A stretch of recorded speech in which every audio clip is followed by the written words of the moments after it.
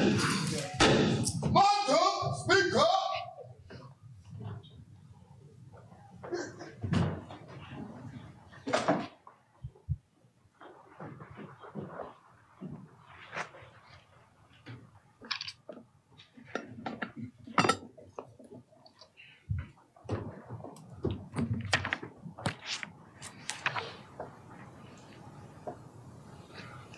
Our meditative passage of Scripture is nestled in Psalm 33, and we read from that 12th verse.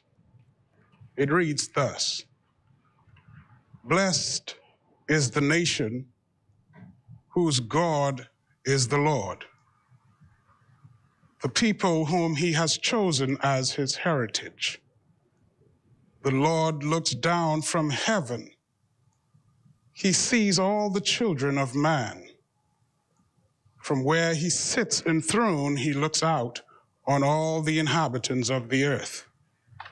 He who fashions the hearts of them all and observes all their deeds. The king is not saved by his great army. A warrior is not delivered by his great strength. The war horse is a false hope for his salvation, and by its great might it cannot rescue. Behold, the eye of the Lord is on those who fear him." The word of God for the people of God. And so we pray. Our Father and our God in heaven, thou, God, who reigns supreme over all things. Master, we pause now to say hallelujah to your name as we render unto you the highest form of praise. Now, Master, as we approach your throne of grace, we do so, O God, because we want you to tabernacle with us this morning. We want you, O God, to be in our midst. We want you, O God, to have your own way. And then, O God, we come before you that you might cause the enemy to remain a suitable distance from us. The enemy who is the supreme author of deception and confusion. God, cause him, O God, to be far away from this place. God, that your bidding might be done in decency and in order. And then, O God, we've come to say thank you. Thank you, O God, for all these 49 years you've kept us. And we are recipients of that word that says, a people who are kept by God are well kept. And so we thank you now. Thank you, O God. Have your own way in this place. These blessings we ask in the name of Jesus, who is the Christ. Amen and amen. Our Father prayer. Our Father, who art in heaven, hallowed be thy name. Thy kingdom come. Thy will be done on earth as it is in heaven. Give us this day our daily bread, and forgive us our trespasses, as we forgive those who trespass against us. And lead us not into temptation, but deliver us from evil. For thine is the kingdom, the power, and the glory, forever and ever. Amen.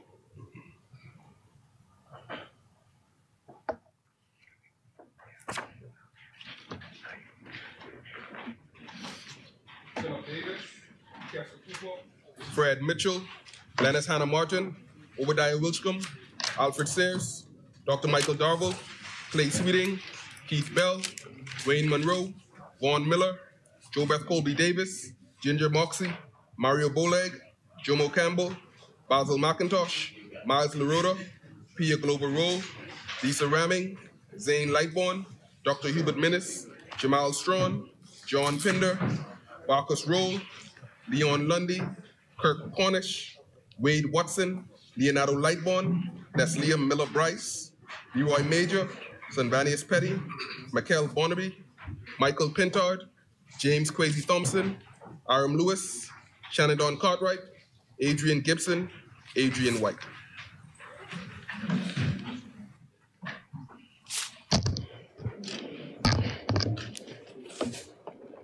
Thank you. Good morning, honorable members. Before we go down the order of business this morning, I would like to say some congratulations. First of all, I'd like to congratulate the Honorable Member for Seabreeze on her wonderful job at putting together one of the best productions.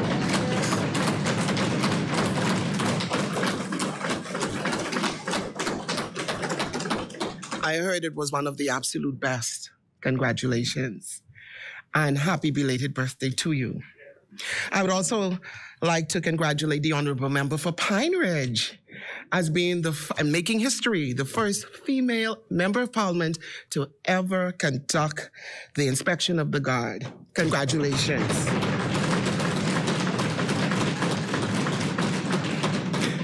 Happy 49th birthday, members. And I'd like to say a special congratulations to my brother from Naughty Luthra, where I would have spent my independence celebrations down there on that island.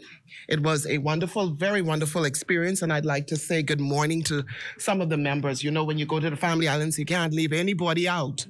So I'd like to say good morning and thank you to the... Pardon? No, I ain't missing no name.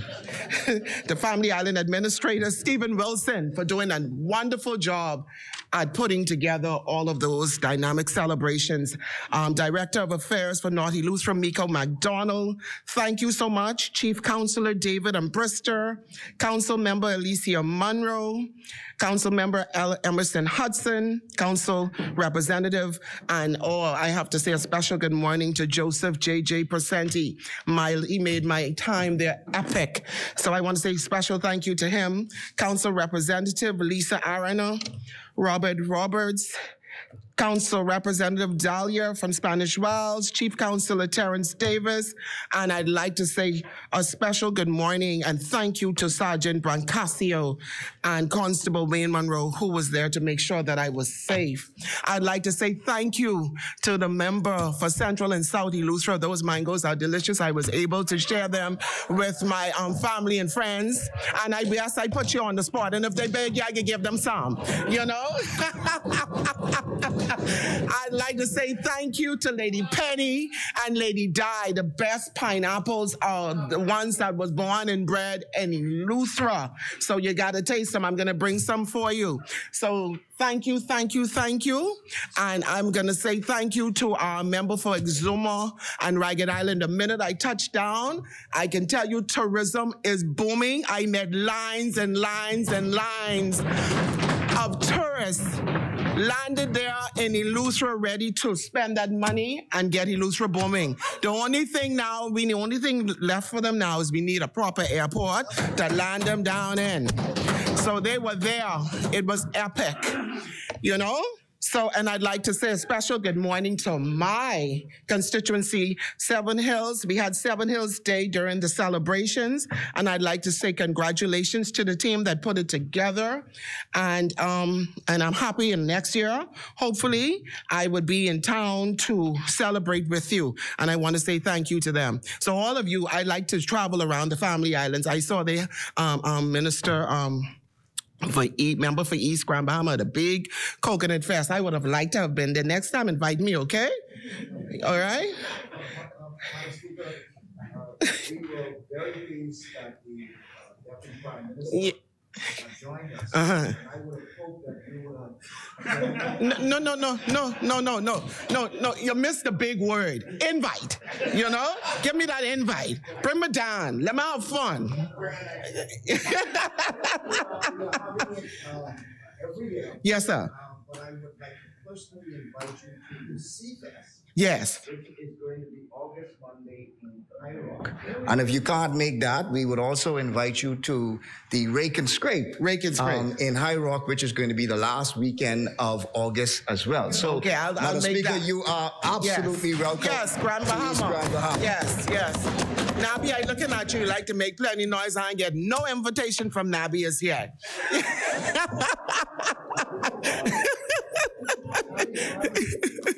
Again, speaking Nabi in full effect. Speaking about Nabi, I'd like to first of all thank the homecoming committee regatta North Anderson and the Berry Islands that we held over the weekend. It was very successful.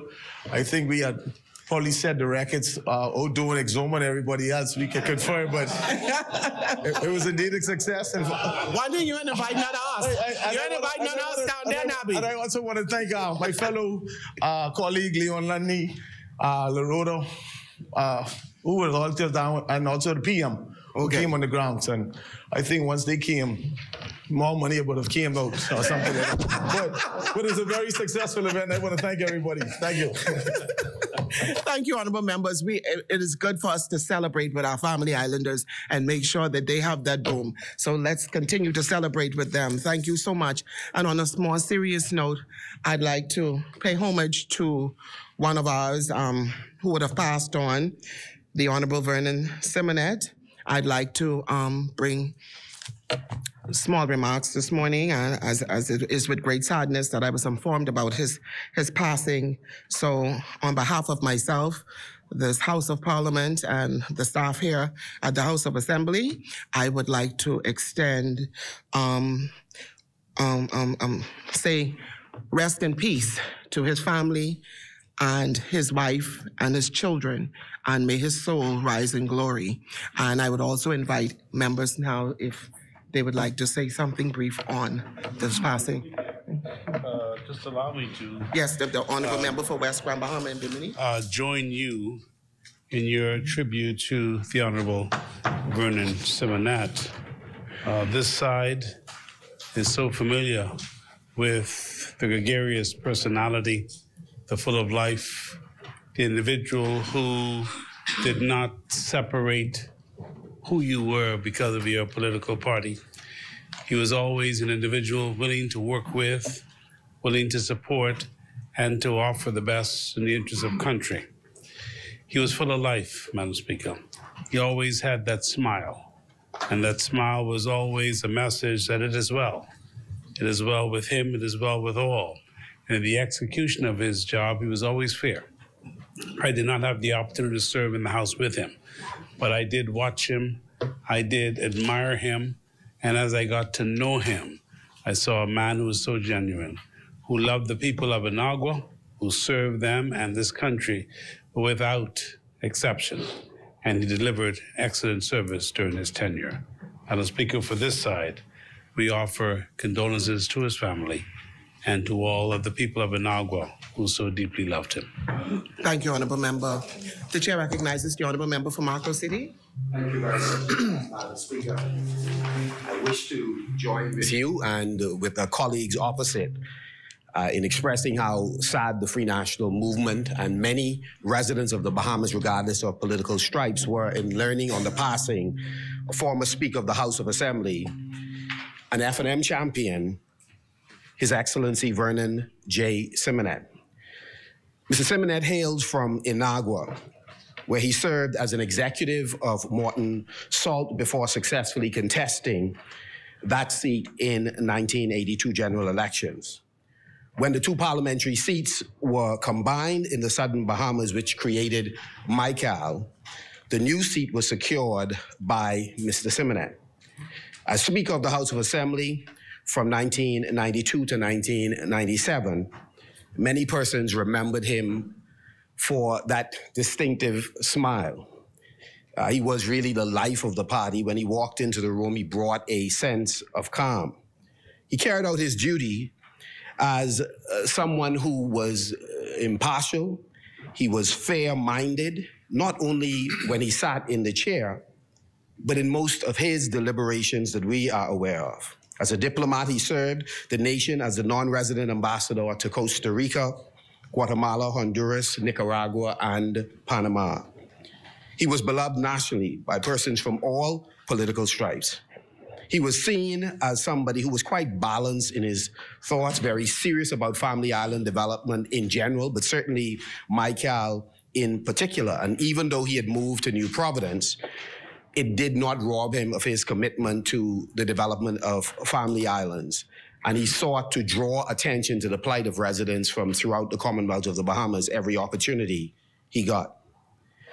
His commitment to peace in politics, which, as we all know, could be very venomous, will certainly be missed. It is that kind of personality and character that we need more of in our modern politics. In the Free National Movement, he served and continued to serve even after he demitted office. He was awarded the highest honor in the Free National Movement as the Meritorious Council member, and he was someone you could always turn to for advice. Now, there are a few things, Madam Speaker, before I take my seat that persons may not be aware of. He was an avid sailor and a skilled carpenter. He was a man who loved people and most often had one of these signature greetings for you that you look forward to. You know, some colleagues you seek to avoid when it's convenient, but in the case of Vernon, some of that people didn't have a problem running into him. And so, Madam Speaker, on my own family's behalf and on behalf of all of my colleagues, I wish to extend condolences to his wife. I had an opportunity to visit with the children, with two of his daughters and his son, and to say to them that we are praying for them, and may his soul rest in peace and rise in glory. Thank you, Honourable Member. The Chair recognizes the Honourable Member for Michael. Thank you, Madam Speaker. I, too, would like to join my colleagues in saying sympathy to the family of the Honorable Vernon Simonet. Back in Anaga, we all know him as Vernie. Very, very, very humble man. And I've never yet seen Vernon angry or upset about anything. No matter what you may say about him or what you may think or what he may say, he would turn all of those things into a joke.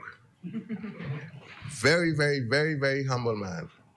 I heard the leader of the opposition name some of the things that he was good at, but he was also good at cooking.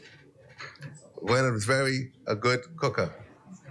So I too would convey condolences to his family, whom I've known very, very well.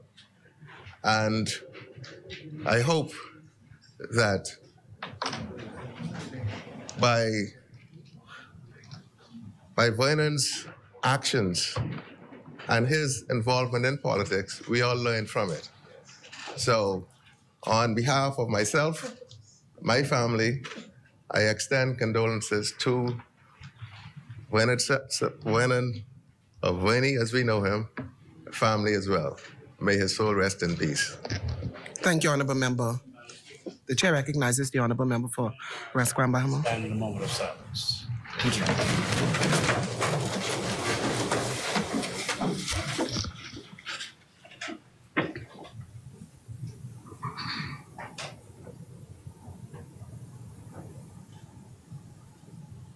May his soul rest in peace. Amen.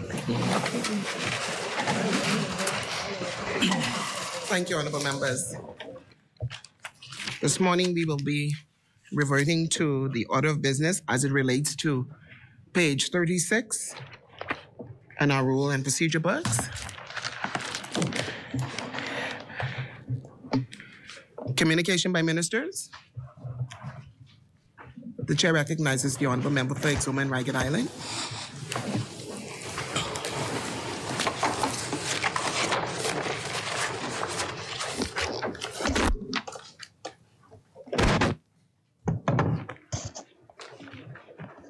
Thank you, Madam Speaker. Madam Speaker, I'm pleased to present this communication on behalf of the Honourable Minister of Finance in relation to the Bahamas Development Bank. Since September 2021, the Bahamas Development Bank has continued to advance national development through finance and investment. Some of the areas of note include the launch of the United Nations Joint Sdg Fund. This is a partnership with the UN Women, and the BDB launched the Joint Sdg Fund, which is a joint program on building back through innovative financing for gender equality and women's empowerment. On May 30th, 2022, as a part of the bank's strategic focus on inclusion and gender equitable financing under the SDG framework. This was advanced. This marks the first successful proposal from the Bahamas to this fund. As the project focal point, the bank will serve on the National Steering Committee, support the development of innovative financing tools, and provide financial support to MSMEs involved in the program while bringing together stakeholders, investors, and others in the entrepreneurial and financial ecosystem. This initiative will provide opportunities to leverage regional funds to increase access to finance for Bahamian MSMEs, guided by a framework for gender equity.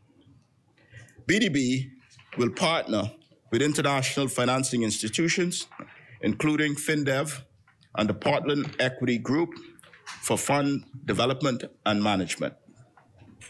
The appointment of the youngest chairman in BDB's history, Senator the Honorable Quinton Lightburn,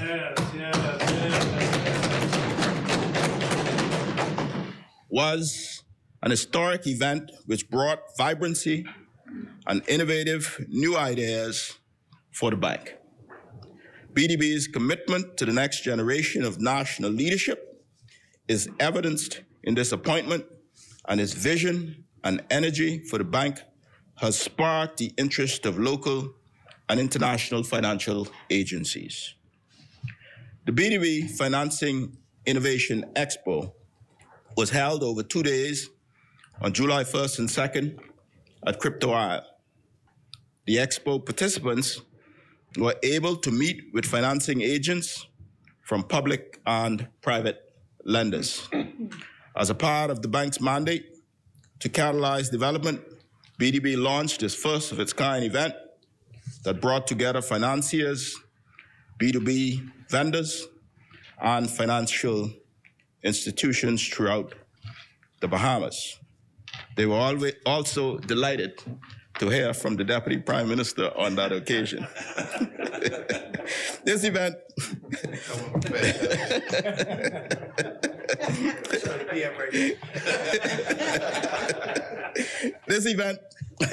I read it as they write it.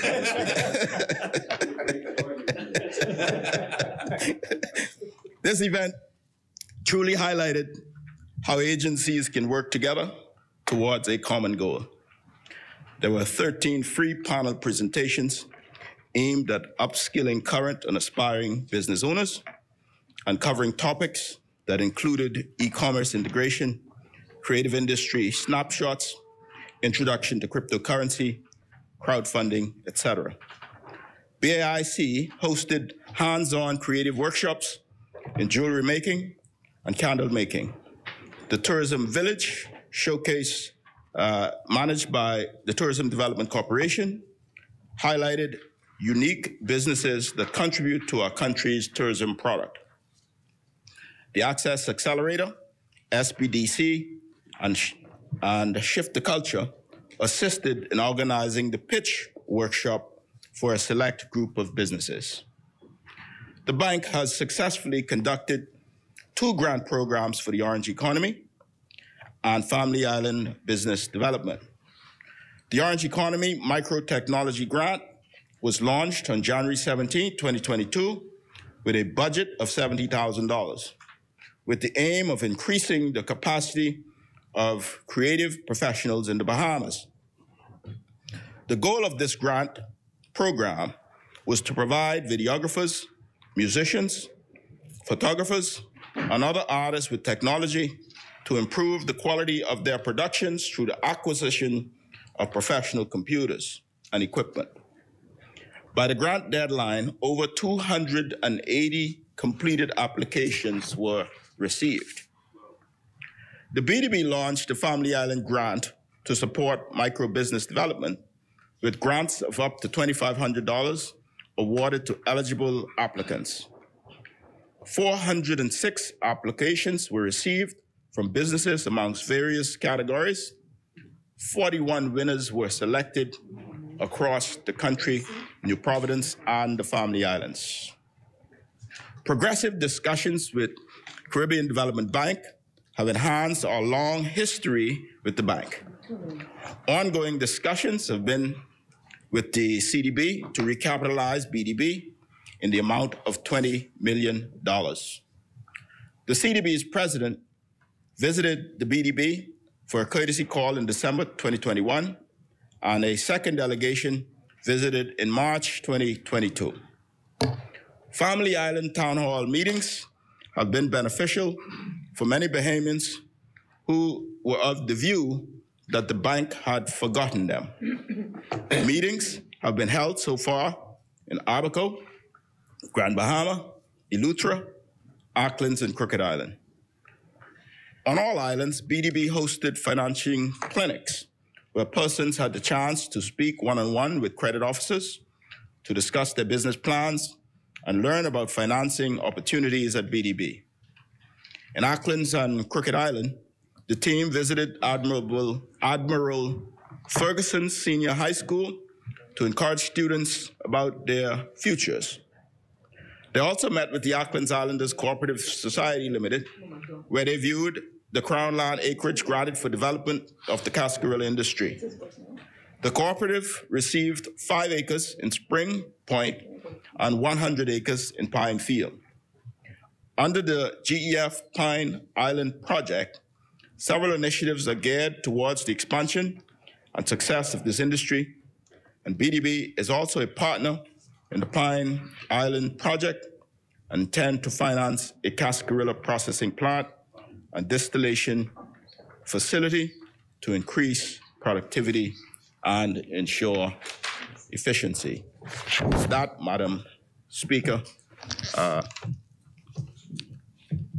now lay this report. Thank you, Honourable Member. Order that the document be brought up.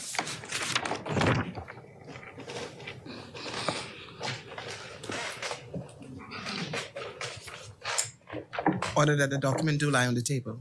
Further communication by ministers.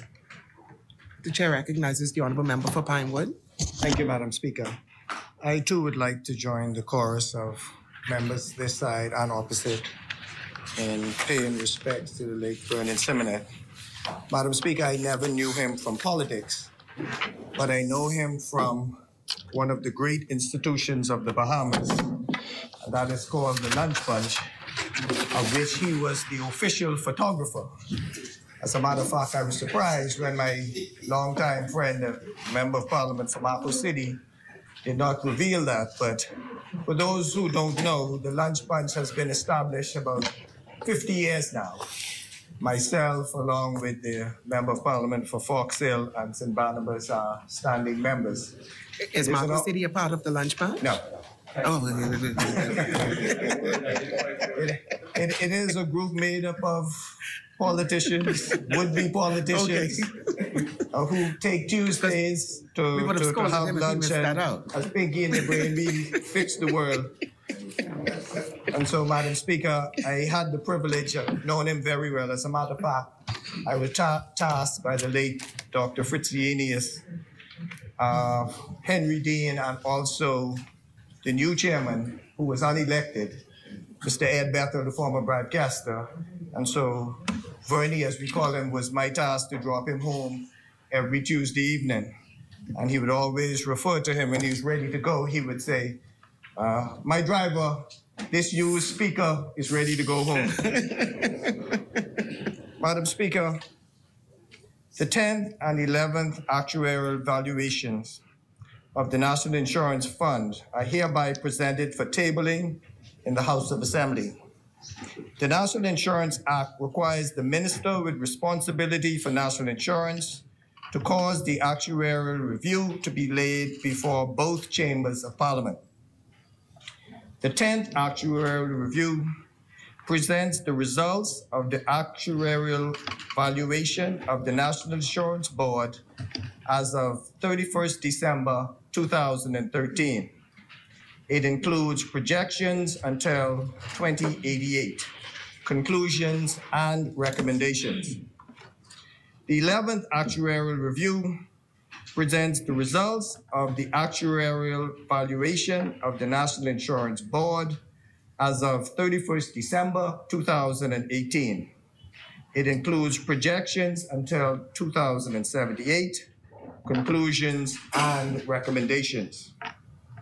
Madam Speaker, both actuarial review include the following items: review of NIB performance and developments since the previous actuarial valuation, projections of general populations and the economy, demographics and financial projections, reconciliation with previous actuarial valuation, sensitivity analysis, pension reforms options, and other issues.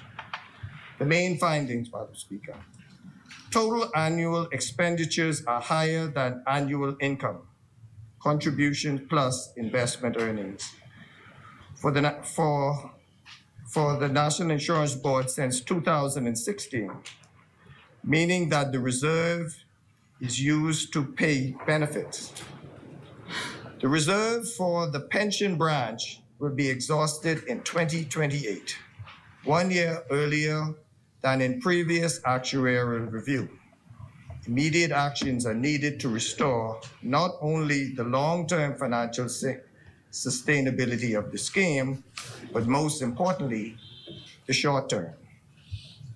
A significant increase to the contribution rate from 9.8% to 16.9% would be required to pay the full expenditure in 2029. The required contribution rate to pay all expenditures of all branches during the next 60 years, i.e. up to 2078, is 22.55%. The main concerns, Madam Speaker: critical demographics, falling birth rates, women are having fewer children. The total fertility rate represents the average number of children each woman would have between the ages of 15 and 49. Statistics suggest that the TFR has reduced from 1.9 children per woman in 2010 to 1.43 children per woman in 2019. Increasing life expectancy among the elderly. Life expectancy at age 65 will increase as follows: males, 16.5 years to 20.5 years, and females, 18.8 years to 22.7 years. Critical financial matters. Depletion of reserves. Income exceeded expenditure in 2013, 2014, and 2015. However, expenditures exceeded income in each of the financial years starting in 2016. This trend will continue and the deficits will become larger. Funding policy. Relevant only if sustained contribution rate increases are implemented. Investment diversification. It is needed, but NIB is currently in a disinvesting mode. Investments are being liquidated in order to pay expenditure. These are the recommendations, Madam Speaker. The need to adequately finance the long-term pension branch in order to make the scheme sustainable over the short term. An increase in contributions is necessary to make the scheme sustainable over the short term, and that should start now. The report provides options on how much and how often the contribution rate should be increased. Once the short-term sustainability of the National Insurance Board is fixed, other recommendations could be applied to make the scheme more comprehensive and sustainable over the long term. Other pension reform options: modified pension accrual rate. 2, increase the retirement age from 65 to 67 at a future date. 3, a grant from the government to cover assistances, the 4,000 persons at $14 million per annum. Or 4, conditional versus automatic indexation of biennial increases. In conclusion, Madam Speaker, there are substantial annual deficits from 2019 to 2028. Expected contributions and investment earnings are not enough to pay annual expenditures. In fact, the investment policy will need to be changed and become a disinvestment policy with an expected lower rate of return. The reserves will be exhausted in 2028. The required contribution rate to pay all expenditures would need to increase to 16.9% in 2029. Immediate action is needed to restore the short-term financial sustainability. Most effective reform is to gradually increase the contribution rate. Other parametric reforms do not have significant impact on the short-term sustainability. Madam Speaker, it is my pleasure to table the 10th and 11th actuarial valuations of the National Insurance Board as of December 31st, 2013 and December 31st, 2018, respectively. Thank you, Honourable Member. Order that the document be brought up.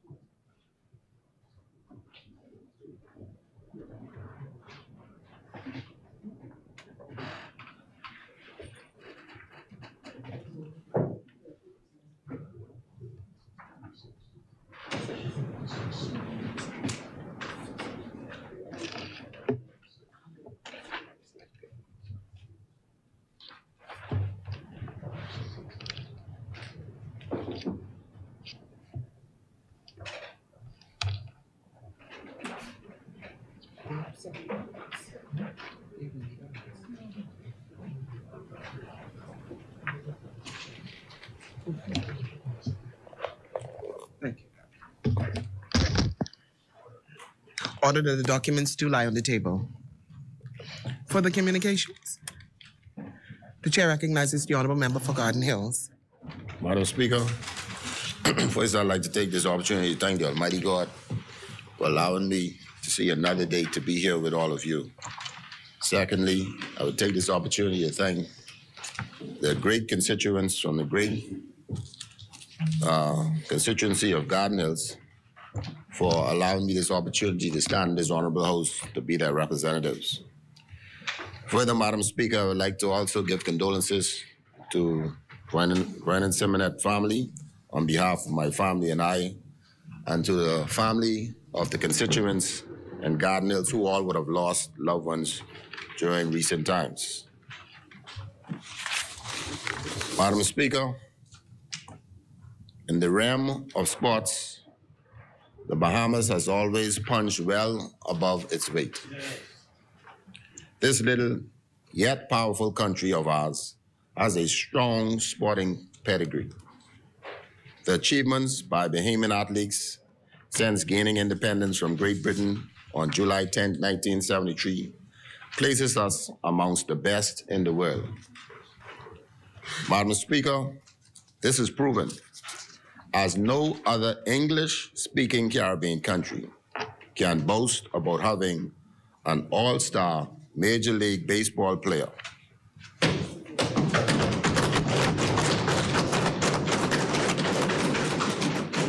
The Bahamas can.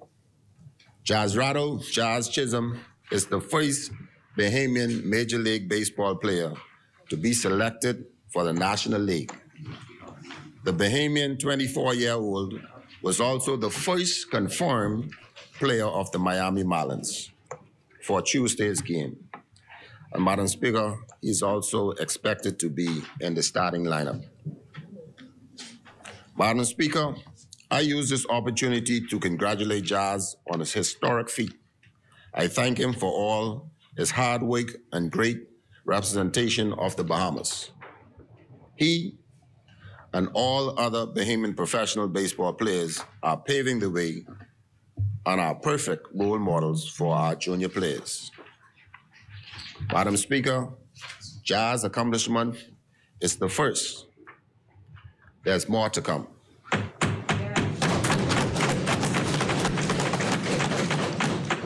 We have so many Bahamian baseball players in the pipeline waiting to be called up. Our future major leaguers showcased their talent this past weekend at the inaugural Babe Ruth Baseball Caribbean Championships. The 5-day tournament was played at the newly renovated Blue Hill Sporting Complex. Madam Speaker, the Bahamas dominated the under-16 and under-12 divisions, winning 2 golds and 1 bronze medal. The under-12 boys team shot out Cuba 3-0.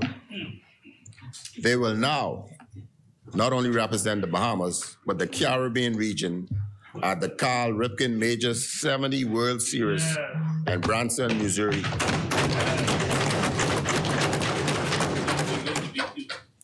The Bahamas tournament team in the under-12 division won bronze, another shout out, with an 8-0 victory over Aruba.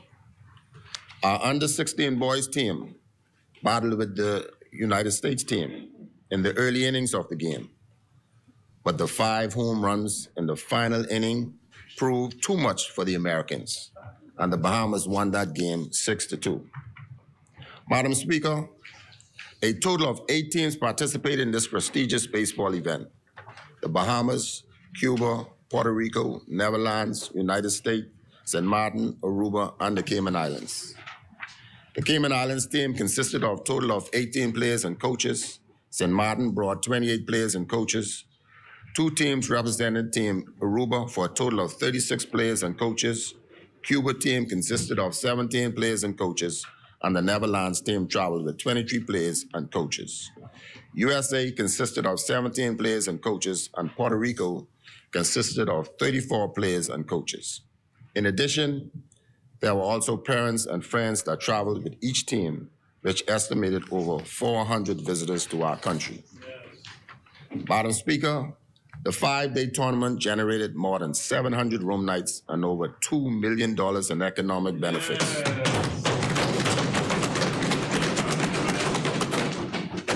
This is just the start of better things to come for this country as we expand our sports and tourism brand. Madam Speaker, in a few weeks, the Bahamas will welcome the best athletes in the region in athletics, also known as track and field. The 4th edition of the North American, Central American, Caribbean Athletic Association Championship is headed to the 2nd city, Freeport, Grand Bahama, August 19 through the 21st. This, Madam Speaker, will yet be another economic booster to our economy. Madam Speaker, the NACAC event is on the heels of the World Championships and the Commonwealth Games. The Bahamas will be represented in both events. The World Championship gets underway this Friday, the 15th of July, in Eugene, Oregon, and the Commonwealth Games is set to start July 28th in United Kingdom. I will attend both games and various scheduled sporting meetings, I will also get an opportunity, Madam Speaker, to cheer on our Bahamian athletes. Madam Speaker, we are seeing a new wave of swimmers. These stellar athletes continue to make a splash. The biggest at the Bahamas Aquatics Federation National Swim Championships, held this past weekend at the Betty Kelly Kenning National Swim Complex. Congratulations goes to Mako Aquatics Clubs for winning their 4th consecutive title. The club is led by Giovanni McPhee, who is also the head coach of the Carifta swimming team. I would also like to congratulate all swimmers and coaches, the parents, and swim fans for participating and turning out in such large numbers. Madam Speaker, a fresh wind is blowing, one that's boosting the sails. We got that and more from Craig Ferguson Jr. Madam Speaker, this feat is something we must not take lightly. This 14-year-old skipper placed the Bahamas on top again in the sport of sailing. Craig Ferguson Jr. made history, winning the gold in the Silver Fleet division of the Optimist World Sailing Championship.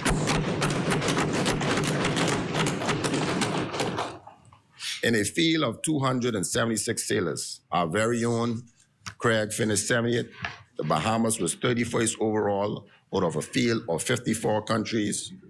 Other members of the team Bahamas include Finley McKinney Lambert, Patrick Tomlinson, Zane Monroe, and Norman Cartwright. Madam Speaker, I'm extremely proud to be in the position that I sit. As Minister responsible for sports, I also have the unique pleasure of serving as Minister of Culture, another division that I am proud of. Madam Speaker, the greatest expression of Bahamian culture is back. The celebration commemorating the 49th anniversary of the Commonwealth of the Bahamas was extended way beyond Clifford Park. The people of New Providence gathered in astounding numbers to celebrate our milestone in our own unique way through the time-honored tradition of Junkanoo. Yes. Madam Speaker, the Independence People Love and Unity Rush paid tribute to those Junkanoos who passed since the last Junkanoo Parade, New Year's Day 2020. May the soul of the Delhi depart rest in peace. The tribute included the call of memory on the conch shell and the drum by Ruben Rapapampam Delaveau, followed by a roll call of each group's deceased members. 5 outstanding Junkanoos were jacketed and honored the Covenant Independence Junkanoo Achievement Award. Christopher Dean, Saxon Superstars, yes. Gary Super Johnson, Sting Junkanoo Group, Tyrone Zap Peterson, Valley Boys, Gerald Boy Lotmore, individual, and Tehran Papi Davis, individual division. Madam Speaker, with no barricades and the spirit of celebration dancing in the air, the people embraced the return of Junkanoo to Bay Street. Participating groups were Colors Entertainment, the Saxon Superstars, Original Congos, Music Makers, Valley Boys, Immortals, Roots, One Family, Fancy Dancers, and Genesis. Groups allowed the public to participate in the front and back of their groups, and the crowd, estimated to be in the thousands, stayed until the end. Madam Speaker, I would like to give a heartfelt thank you to Chairman Leslie Robinson and the members of the Junkanoo Development Association, creators and managers of the Independence People's Love and Unity Rush, the Royal Bahamas Police Force for their outstanding stewardship, the tradition bearers of the Junkanoo community for another revering performance on Bay Street, and the people of the Bahamas, of course, for your passion for your country and your culture. Madam Speaker, that ends my communication.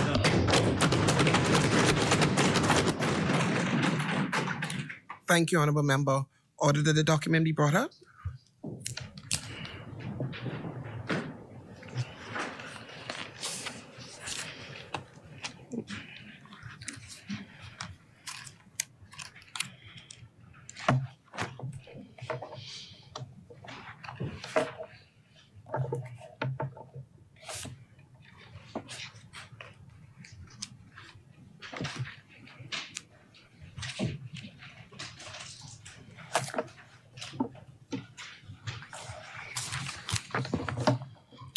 Order that the document do lie on the table. Further communications? Thank you, Honourable Member. Laying of documents by ministers. The Chair recognizes the Honourable Member for Exum and Rankin Island. Madam Speaker, I beg leave to lay on the table of the House a copy of the following. The Churches Cooperative Credit Union Limited Winding Up Order 2022. Thank you, Honourable Member. Order that the document be brought up.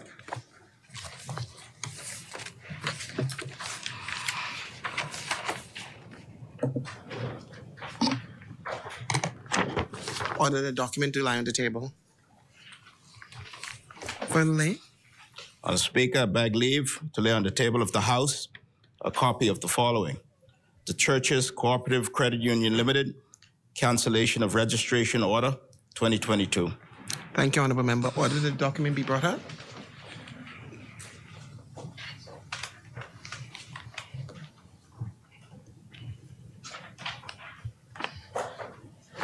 Order the document to lie on the table. Further laying? Madam Speaker, I beg leave to lay on the table of the House a copy of the following. The Public Finance Management Act 2021, Amendment to Fourth Schedule Order 2022. Thank you, Honourable Member. Order that the document be brought up.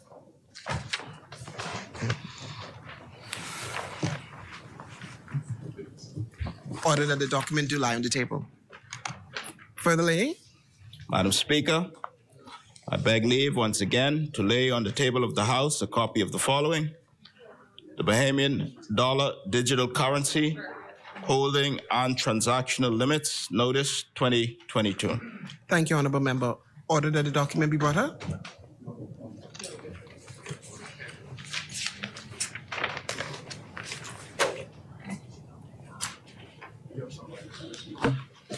Order that the document do lie on the table. Further laying? Madam Speaker, I now beg leave to lay the Public Debt Management Bahamas Registered Stock number 3, 2025, 2027, 2029, 2032, 2042, and 2052 Directions 2022. Thank you, Honourable Member.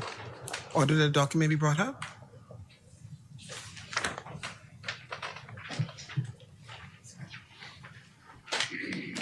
Order that the document do lie on the table. Further laying of documents?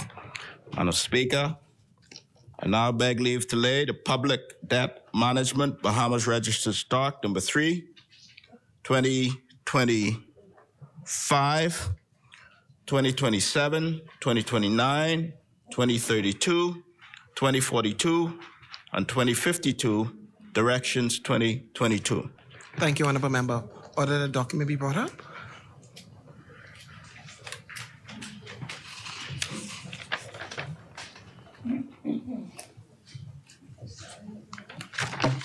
Order the document to lie on the table. Further laying? Madam Speaker, I now beg leave to lay the Public Debt Management Bahamas Registered Stock number 4, 2023, Directions 2022. Thank you, Honourable Member. Order that the document be brought up.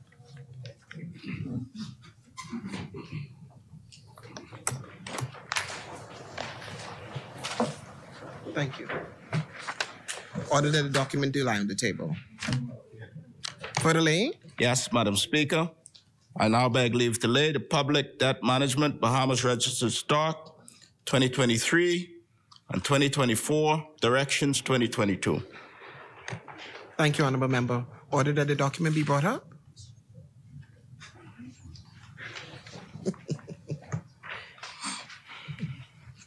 Thank you. Order that the document do lie on the table. Further laying? We're almost there, Madam Speaker. But I now beg leave to lay the Central Bank of the Bahamas 2021 Annual report and statement of accounts for the year ended December 31st, 2021. Thank you, Honourable Member. Order that the document be brought up.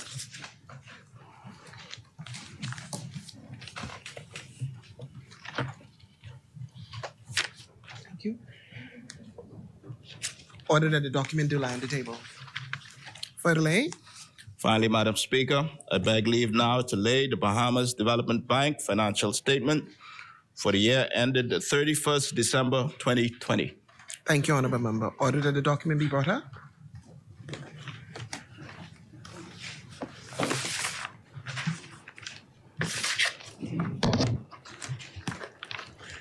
Order that the document do lie on the table. Further lanes. The chair recognizes the Honourable Member for West Grand Bahama. Madam Speaker, I beg leave to lay on the table of the House a copy of the following: the Price Control General Amendment Number 6, Regulations 2022. Thank you, Honourable Member. Order that the document be brought up. 13th. 07. Thank you. Order that the document do lie on the table. Further lay. Madam Speaker, I beg leave to lay on the table of the House a copy of the following: the Price Control General Amendment Number 7, Regulations 2022. Thank you, Honourable Member. Order that the document be brought up.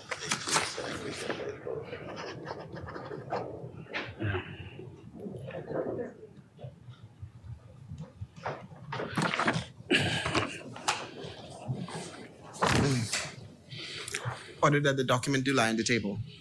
Further lay. Madam Speaker, I beg leave to lay on the table a copy of the following: the Price Control General Amendment Number 9, Regulations 2022. Thank you, Honourable Member. Order that the document be brought up.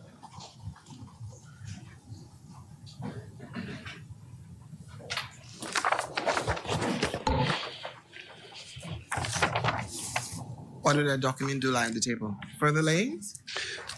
Madam Speaker, I beg leave to lay on the table of the House a copy of the following: the Public Holidays Whit Monday 2022, Opening of Shops Notice 2022. Thank you, Honourable Member. Order that the document be brought up.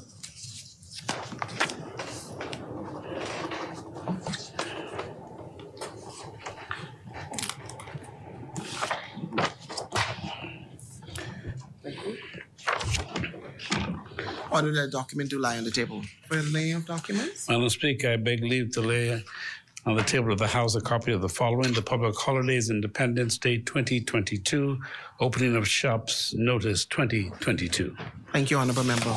Order that the document be brought up.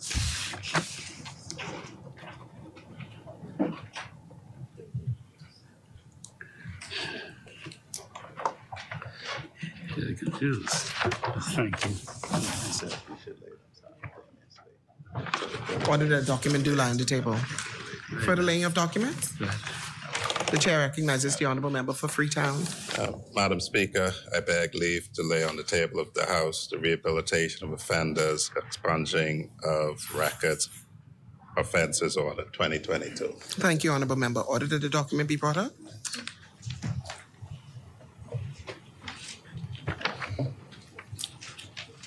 Order that the document do lie on the table. Further laying. The chair recognizes the Honourable Member for Pinewood. Madam Speaker, I beg leave to lay on the table of the House a copy of the following: the National Insurance Board 2018 Annual Report and the National Insurance Board's 2019 Annual Report. Thank you, Honourable Member. Order that the documents be brought up.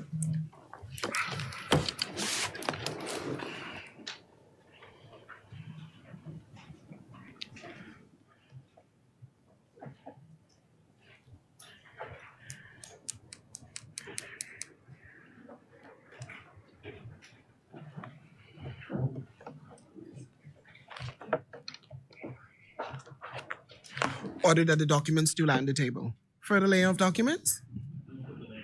Thank you, Honourable Member. Communications by the clerk. Thank you, Honourable.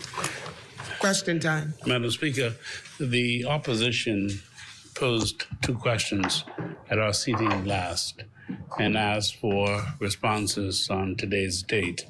Our members are now prepared to respond to the questions once put by members of the opposition. Thank you, Honourable Member. The Chair recognizes the Honourable Member from Marco City. Thank you. Thank you very much, Madam Speaker.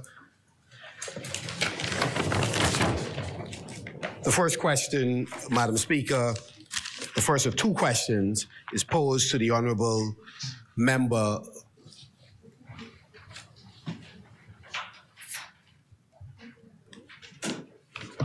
slide to the left, please, a little bit. For Elizabeth. Sorry. The first question will be posed to the Minister of Finance, the Honourable Philip Davis. In his absence, the Deputy Prime Minister, Chester Cooper. Will the Honourable Minister advise the Honourable House what legal authority the Ministry of Finance had to adjust the tariff for pleasure crafts as stated in the memorandum from the Financial Secretary to the Customs Department? Secondly, are the instructions in the memorandum lawful? And thirdly, have these instructions been rescinded?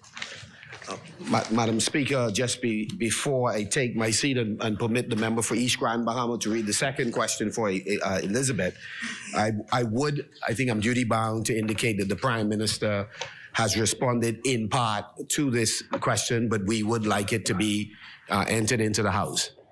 Thank you, Honourable Member. Madam Speaker, the Chair recognizes the Honourable Member. I now read into the record the response of the Honourable Prime Minister dated July 8, 2022.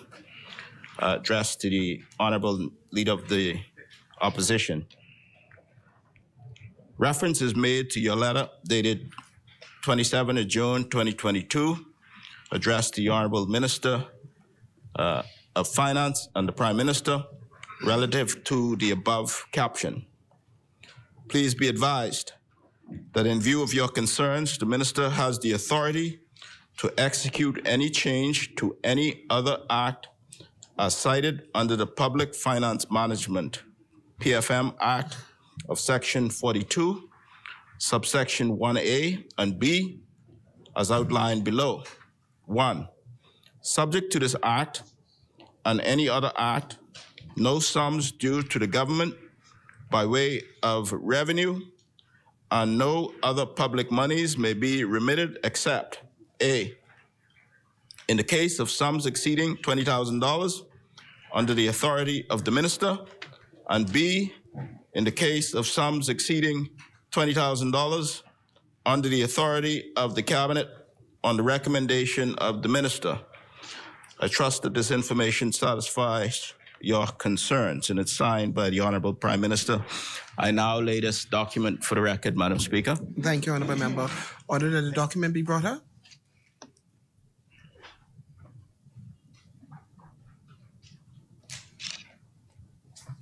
Speaker.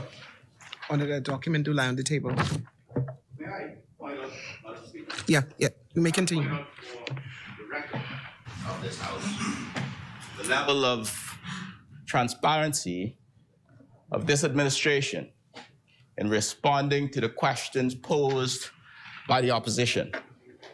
During my 5 years in opposition, there were very sporadic responses to questions.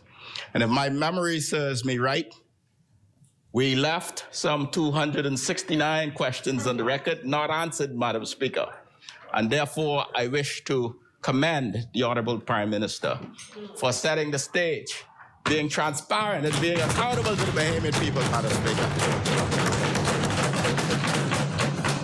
Thank you, Honourable Member. The Chair recognizes the Honourable Member for Marco City. Madam Speaker, over the last 4.5 years, I believe several of us, certainly 4 of us, were in the Parliament. Let me speak as leader of the Free National Movement. Every question raised by members opposite relative to the portfolio I had charge of, every single question was answered. Let me go further, Madam Speaker. Furthermore, Madam Speaker, we have asked more pointed questions than the one outlined here in terms of why has no contract been published. I've written the Prime Minister, by the way. Madam Speaker, a number of very serious questions have been raised concerning the compendium of financial legislation that this government is now in violation of. The Procurement Act, the Debt Management Act, the Fiscal Responsibility Act. So it is most inappropriate that the member for Exuma would seek to mislead the public of a transparency of this administration, given the fact that to date you are not complying with any of those legislation and have refused to ask the question. Ask publicly, ask through letter writing, ask through the House of Assembly, through the Public Accounts Committee. None of those questions have been answered to date. Thank you, Honourable. The Chair recognizes the Honourable Member for Exuma and Ragged Island. This process is very simple. The member, leader of the opposition knows. You put your questions on the record. As we did here, we will answer those questions because that's our style. We're different from them, Madam Speaker. Thank you, Honourable Member. And I'll commit, Madam Speaker, the House to continue its business. It is most unfortunate that the member for Exuma and Ragged Island would seek once again to mislead the public. We are, through this process, given multiple ways to ask questions. One of those ways, Madam Speaker, is the Public Accounts Committee. We have formally written a whole host of questions through the Public Accounts Committee. The House of Assembly, which is under your mandate, Madam Speaker, has now proceeded to send those letters out to get the answers. The second thing we've done is, as we have done with this particular matter, I've written to the Prime Minister on more than one occasion relative to several matters, inclusive of the absence of compliance with the Procurement Act. And so we're grateful that the Prime Minister has answered, and I believe the Prime Minister would have been grateful if the Deputy had not intervened in this matter. So there are a number of ways we've asked questions and have not gotten an answer. We are happy that this has been answered, but there's no need to overstate it with this grandstanding that the Deputy is now engaged in. Thank you. The Chair recognizes the Honourable Member for Exuma. It's by the member for Marco City who continues to repeat himself. Madam Speaker, I said simply, and any suggestion that I am misleading is disingenuous, Madam Speaker. What I said was, you put your questions, we will answer. That is the style of this administration. We are transparent, Madam Speaker. Thank you, Honourable Member. Let's move on. Are there any further questions? Madam Speaker. The Chair recognizes the Honourable Member for East Grand Bahama. I am very glad that the Deputy Prime Minister, the Acting Prime Minister, Member for Exuma, has committed to the Parliament and to the people of the Bahamas that every single question that is placed on the agenda, that they will answer. I am very pleased that he is now committed to do so. So, Madam Speaker, we will govern ourselves accordingly. We will govern ourselves accordingly. Madam Speaker, this question is directed to the member for Elizabeth. Will the Honourable Minister advise this House as to whether the Ministry of Housing... Turn that phone off. What's that? Will the... May I continue? Yeah, just continue, East Grand Bahama. Madam Speaker, will the Honourable Minister advise this Honourable House as to whether the Ministry of Housing entered into a $20 million loan agreement with a company called Simplified Lending and Proven Wealth Management? 2, will the Minister name the principles of Simplified Lending and Proven Wealth Management?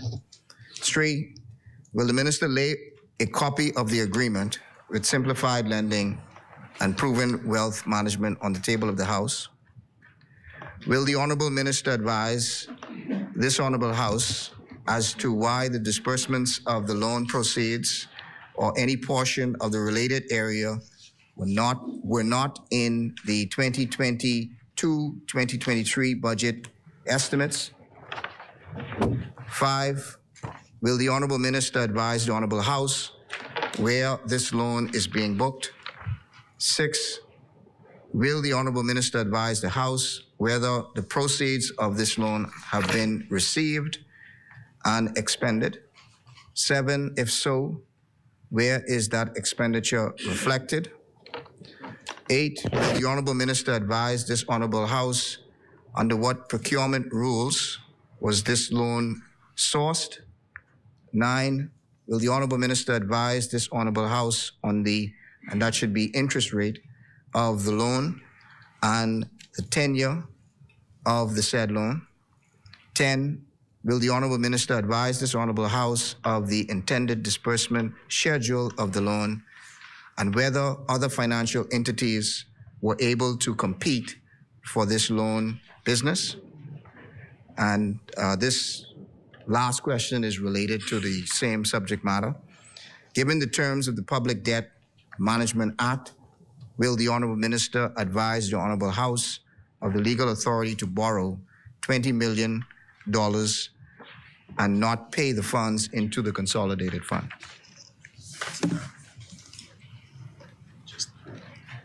You have to be on it. Lord have mercy. That's a lot of questions.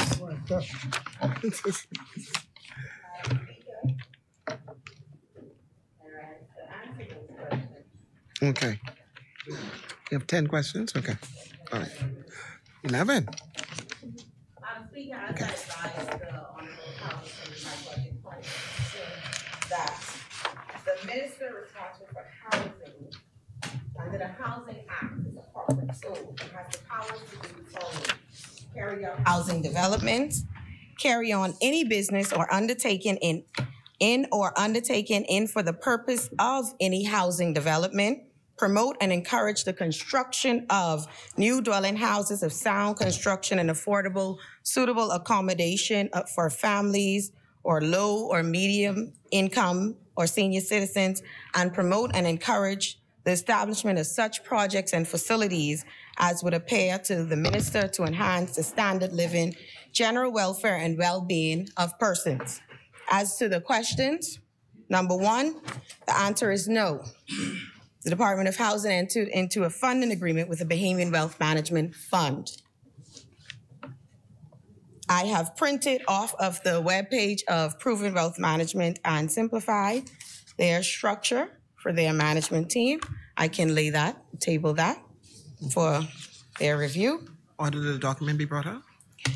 As has been parliamentary practice, this is to question number 3, and consistent with President, matters of sensitive nature are not tabled in the House. However, the minister responsible for housing, and in the interest of transparency at a later date, I will advise this Honorable House of interest terms and repayment of the funding agreement.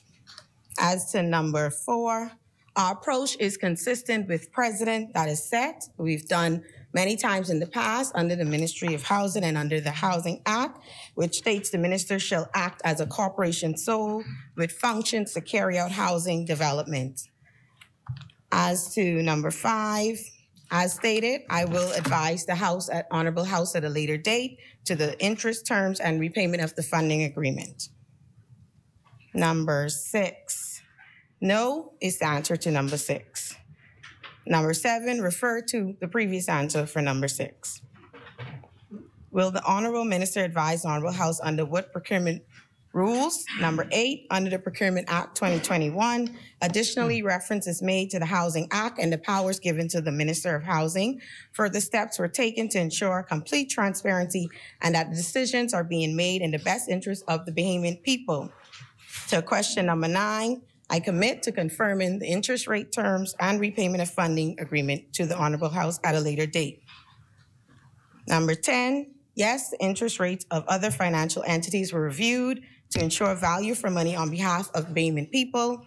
And to number 11, the approach that is being followed is consistent with President. Reference is made to the Housing Act, which states the Minister of Housing shall act as a corporation sole with functions to carry out housing development. All matters relevant to the facility has been reviewed by the Ministry of Finance and approved and accepted. Thank you. Thank you, Honourable Member. Order that the documents be brought up. No. Oh.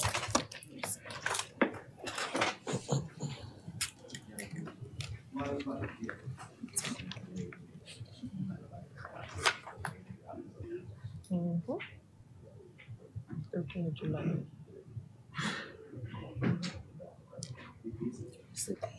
13th of July.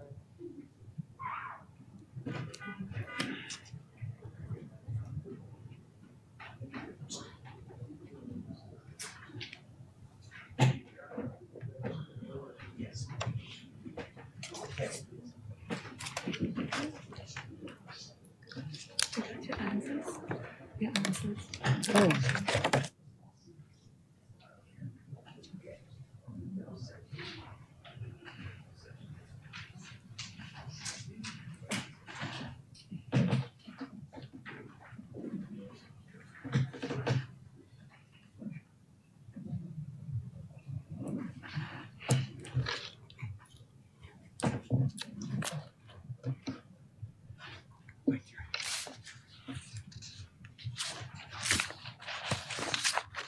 Thank you, Honourable Member. Order that the documents do lie on the table. The Chair recognizes the Honourable Member for East Grand Bahama. Thank you very much, Madam Speaker. I just want to clarify the Minister's first answer, which I believe she answered no. And so there is no loan agreement because the question was, did they enter into a $20 million loan agreement? So your response is no, there is no loan agreement. Will the Honourable Minister advise the Honourable House as to whether the Ministry of Housing entered into a $20 million loan agreement with the company called Simplified Lending and Proven Wealth Management?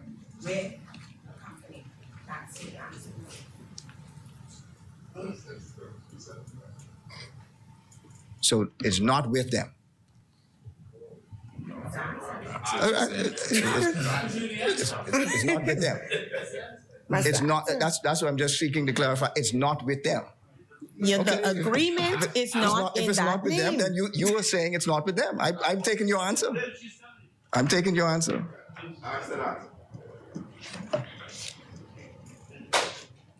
And Madam Speaker, the last question, which was given the terms of the Public Debt Management Act, whether the minister could advise the legal authority. And the terms of the the Public Debt Management Act would be that the Minister of Finance shall not delegate the authority to borrow money conferred under Section 16. And also the Public Debt Management Act supersedes all other acts. So it supersedes the Housing Act. So again, if the minister is relying on the Housing Act, our question would be, the Public Debt Management Act supersedes all other acts. Mm-hmm. Mm-hmm. So can the minister, in those circumstances, that is the question I submitted. That is the question I submitted. And I know that the House does its fine tweaking of the questions, but that is the question that I submitted. I specified the sections in the Public Debt Management Act. No, we don't fine tune anything. I did it. Yeah? We don't find anything. I specified them. Professor.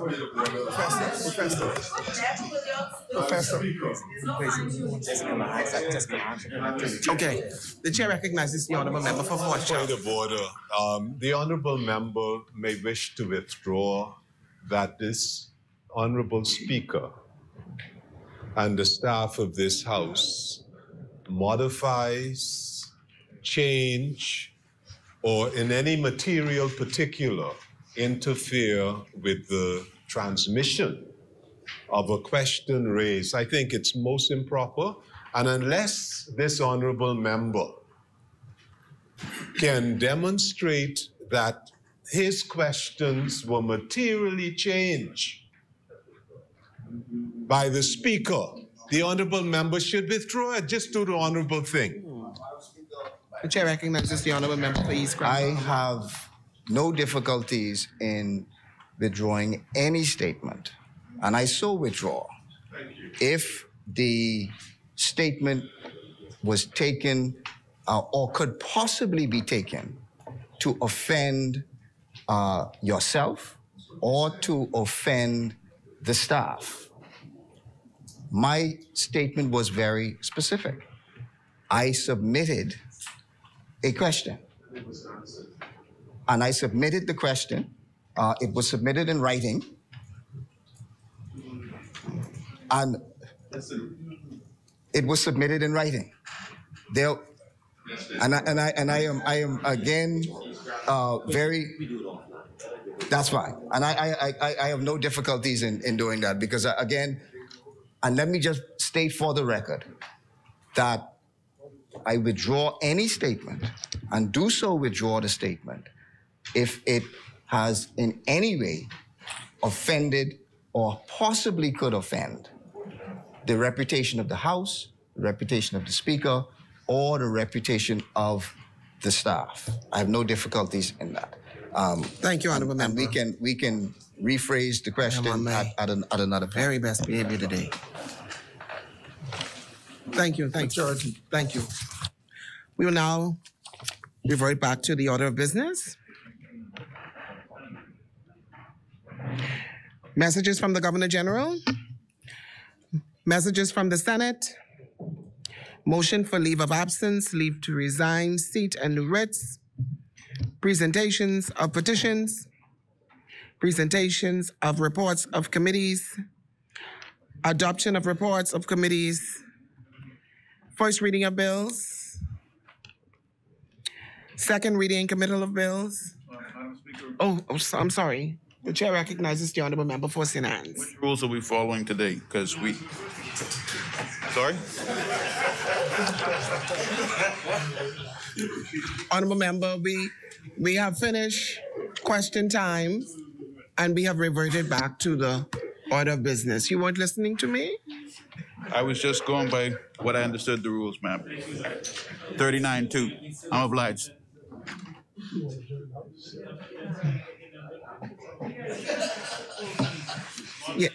Yeah, I saw him too. Yeah, he had a good time. That's my favorite. Don't pick on him now. I'm the only one allowed. Second reading committal of bills. The chair recognizes the honorable member for Freetown. Yes. Thank you, Madam Speaker. I rise on the second reading of the Rehabilitation of Offenders Amendment Bill 2002, which will be advanced with the order that was tabled earlier. Before I begin formally, Madam Speaker, as always, I rise in this honorable place through the grace of God that permitted me to live to see this day. If I may take an opportunity to commemorate, as well as the former speaker, some other persons who do not have that benefit. In particular, I would wish to commemorate publicly two members associated with law enforcement.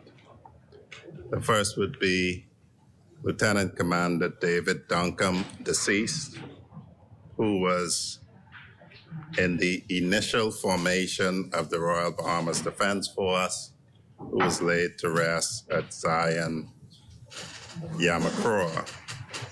And then Chief Superintendent Raymond Demerit, who unfortunately died, in my view, in the line of duty at the station that was the headquarters of the division that he commanded. I also wish to commemorate a strong PLP from Grand Bahama, Lewis Smith, also known as Mama Cow, whose son, Cedric Smith, resides in the constituency of Freetown in Okra Hill in polling division 12, who worked tirelessly to ensure that for the first time, the PLP won polling division 12 in the Freetown constituency, something that I will always be grateful to him for. I also had the occasion, Madam Speaker, to deliver remarks on behalf of myself and condolences at the funeral of Cindy Williams-Ramming, held recently. Many people will know Mrs. Williams-Ramming, and her obituary, I would wish to read a portion into the hearing of this place as it provided. I don't need to table this. Yeah. I am moving this meeting, Madam Speaker. She is described as a proven and highly respected global leader who made an impact in the lives of countless businesses through consultancy work over the last 30 years. Cindy found indelible pride and joy as she served as a voice of many consultancy and statutory boards, Bahamas Entrepreneurial Venture Fund, Own Bahamas Foundation, Passeri Investment Limited Advisory Board member, the Cancer Society of the Bahamas, fundraising chair of the Bahamas Red Cross, and board member of the Salvation Army. She also served on the Bahamas Financial Services Consultative Forum, Bahamas Film and Cinemas Board, the Labor Review Commission, and I had occasion to appoint her to the Police Inspectorate, Complaints Inspectorate, where she was not able to do the work that I was sure that she would be good at. She was also noted for strong views allied with the philosophy of the PLP and assisted the Deputy Prime Minister and his team in crafting the blueprint for change, which I will be referring to in this presentation. Honourable member.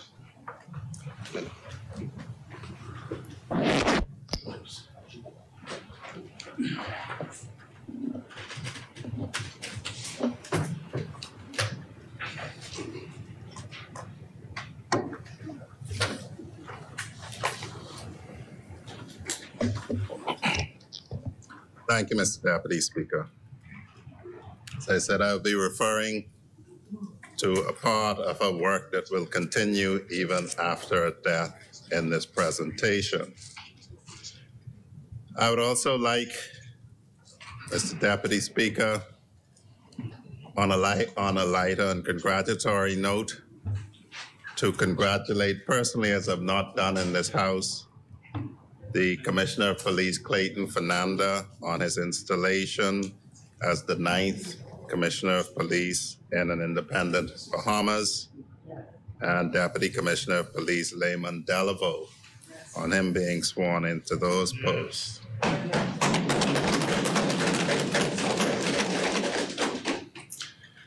Wrapping down to the actual presentation, I'd like in congratulating the member for Seabreeze in her presentation and her organization. Yes.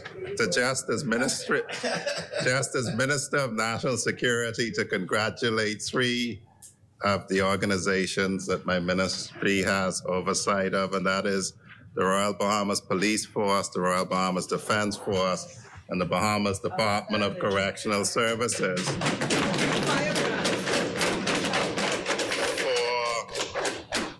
For the performance of their bands at the celebrations.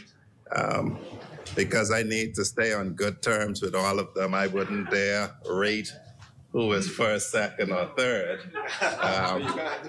But I would simply say this: the Royal Bahamas Police Force has the distinction of the longest standing band and the greatest numbers, and they claim world fame. Yes. The Defense Force is second in time, and the Correctional Services is the junior of the 3. I think there's a little challenge with immigration, who believes that he can put together a band We wish the member for Carmichael well in that. Mr. Deputy Speaker, I had the great pleasure of attending the Independence service at St. John's Native Baptist Cathedral on Independence Day, along with Squad A of 2022 of the Bahamas Department of Corrections. It was an enjoyable service where the son of the designer of the coat of arms and the Bahamian flag, the Reverend Hereby Bain III, delivered the service and admonished the young people there, as well as myself, that if we wish to make a change in this country, he cited, of all people, Michael Jackson in his song, Man in the Mirror. And it was stimulating and provocative, and we take to heart his message that we have to begin with ourselves. That brings me, Mr. Deputy Speaker, to the bill, the Rehabilitation of Offenders Amendment Bill, that has, as a part of it, the order that was tabled today. Mr. Deputy Speaker, this is yet another occasion of the Davis-Cooper administration delivering on promises that were made to the Bahamian people when we asked them to give us their vote and their support.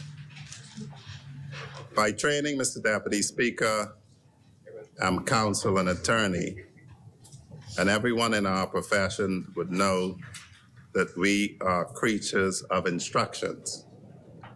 I regard the blueprint for change as our instructions, as this is the contract that we made with the Bahamian people. This particular bill, Mr. Deputy Speaker, fulfills a commitment made to the Bahamian people in the blueprint for change. And for all listening, it can be found online. And you can use your smartphones and connectivity for something other than TikTok and WhatsApp. And at page 14, under number 2, which is headed Compassionate Social Relief and Strengthen Security, we committed to expunge records of minor offenses due to violation of emergency orders. In my view, Mr. Deputy Speaker, the section would do well to be considered, because we say, and I quote, "We will rescue the most vulnerable and discouraged in our society." And under the heading Basics of Life with Dignity, we pledge the 2 partnerships with social services, urban renewal, and civil society, including the churches. We will work to ensure that every Bahamian has life skills, food to eat, clean water, and a roof over their head. I refer to that, Mr. Deputy Speaker, because the sad history of the operation of the emergency orders saw the brutalization of some of the most vulnerable in our society, as was chronicled in page after page in the national press, reporting of convictions of persons for breaches of the orders made under the emergency powers regime. A consideration of the bill that we're debating, Mr. Deputy, it's a very simple one. It oughtn't, and I understand that it may not meet great controversy, but we will wait to see if that is a correct characterization. It calls for an insertion of a new section 15 into the Rehabilitation of Offenders Act. The Rehabilitation of Offenders Act is an act, the scheme of which is to relieve individuals of the burden of convictions according to a schedule. And so for serious offenses, indictable offenses, they come off automatically after passage of time, except for certain restricted offenses that never come off your record. For summary offenses, there's a shorter period. That was the initial scheme of the act. That act was then amended to permit for an earlier expungement for some offenses if in the instance of a first offender or somebody who was a juvenile when they committed the offense. It also, for the first time, permitted expungement of convictions of possession with intent to supply dangerous drugs if the dangerous drugs fell below a certain weight. And so the whole scheme of the act is that you would have been convicted of an offense. If you were committed to prison, you would have served your time, and that you would have to label with the marking of this conviction for the period set by Parliament before you got your second chance at a clean slate. That is, in fact, the scheme. And so once we bear that in mind, we can then understand how this act and order are meant to work together. The new section 15 that is inserted provides, and the heading is Minister's Discretion to declare certain persons rehabilitated.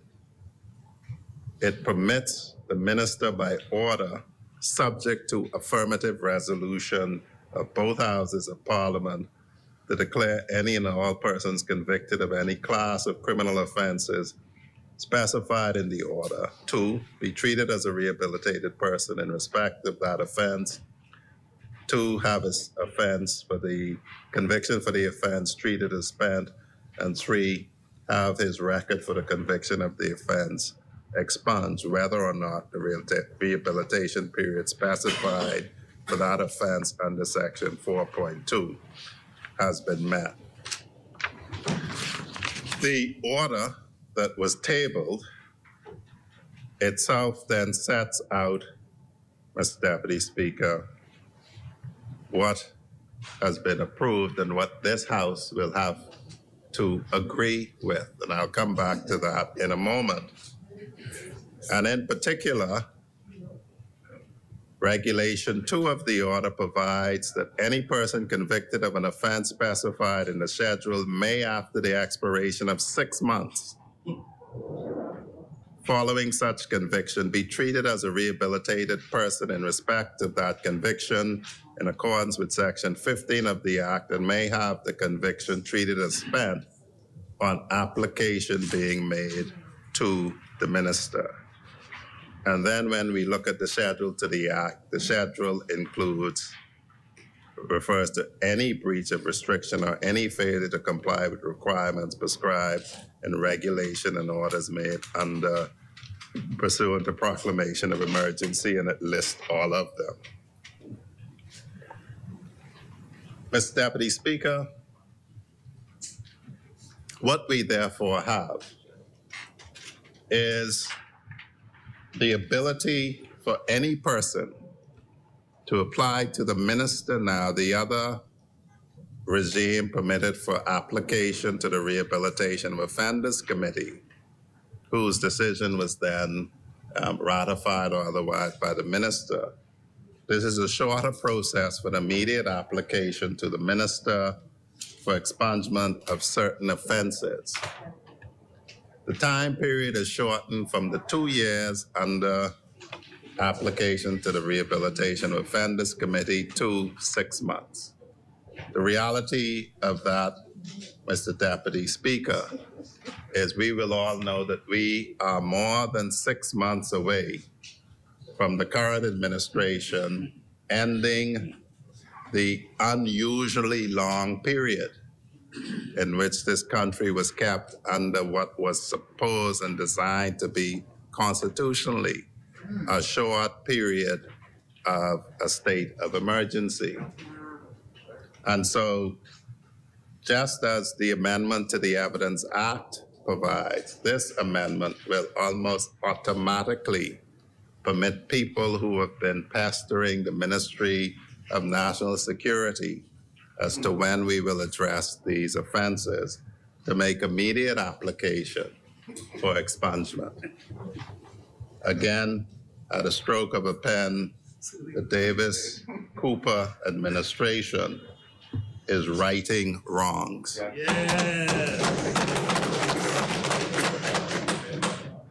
And why do I say that it's a wrong, Mr. Deputy Speaker?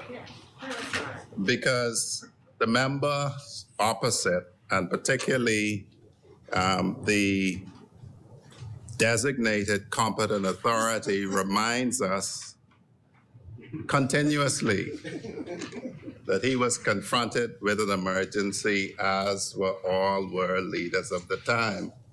And we give him that. We give him that completely. Not since the Hong Kong flu and before that Spanish flu was the world confronted with this. So we give him that. You know, you're judged not by what you do when you're comfortable. You judge by what you do when you're put under pressure. You know, there's a saying that pressure busts pipe. And, you know, we had a lot of talk about pipe in this place that I watched previously, but we overlooked that pressure busts pipe. And that is what, in my judgment, it did to the previous administration. The pressure bust their pipe so that they could not have regard to very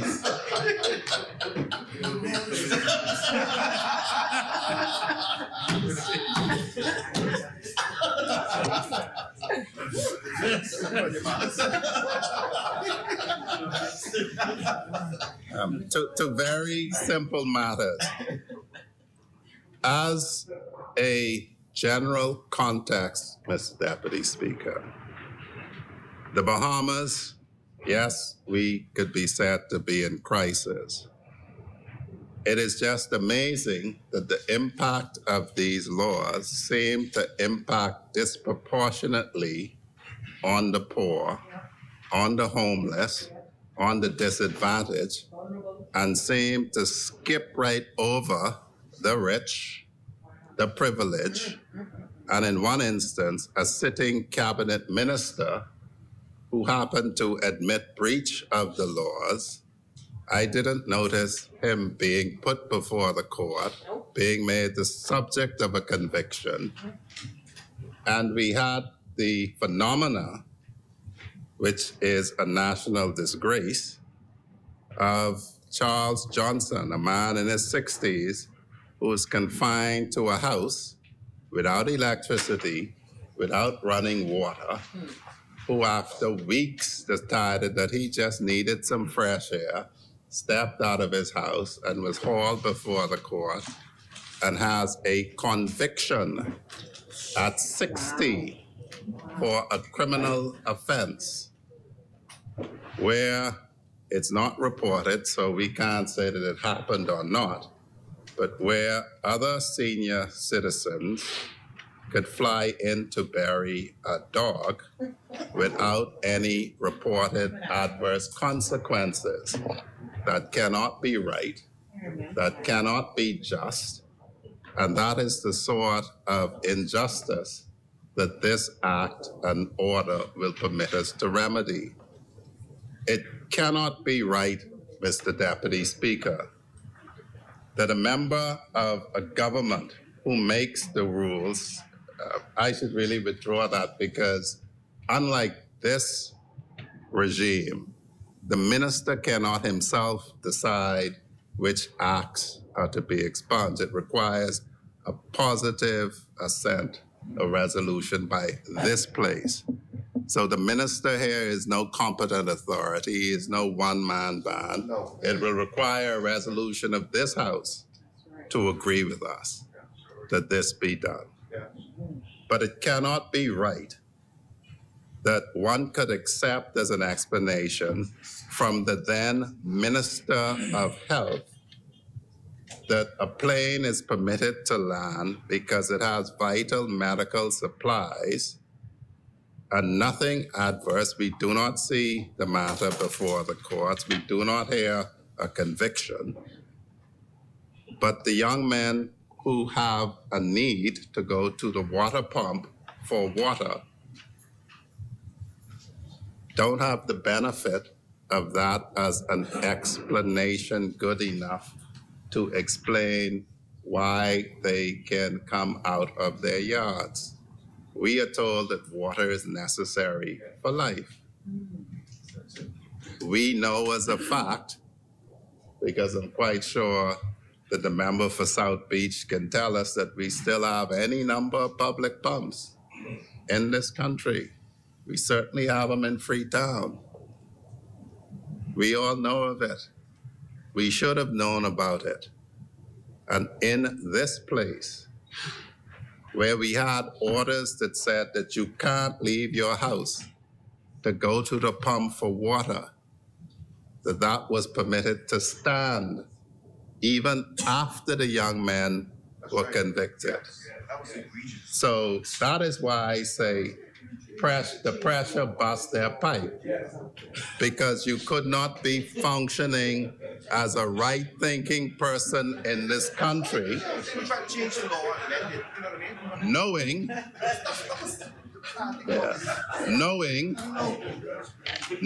that we have people in this country that depend on the public pump for water, and in the beginning, you do not make any provision, any exemption for them. When the communist Chinese impose their lockdowns, at least they deliver everything to their residents who are locked down. We must know, well, St. Anne's will know that the lockdown followed the Chinese. The democratic world decided that the remedy was to do what the Chinese did. And they kept doing it. But the difference is this, St. Anne's, you gotta love them because at least they take care of their people. At least they would have let the people have some water, which you need to live. And so you can't have, we didn't have those young men not having the benefit of saying, I need water, I need to go to the pump. We had a young man who had to go and take care of an elderly relative, and that was not a good excuse at all. It was just absolute.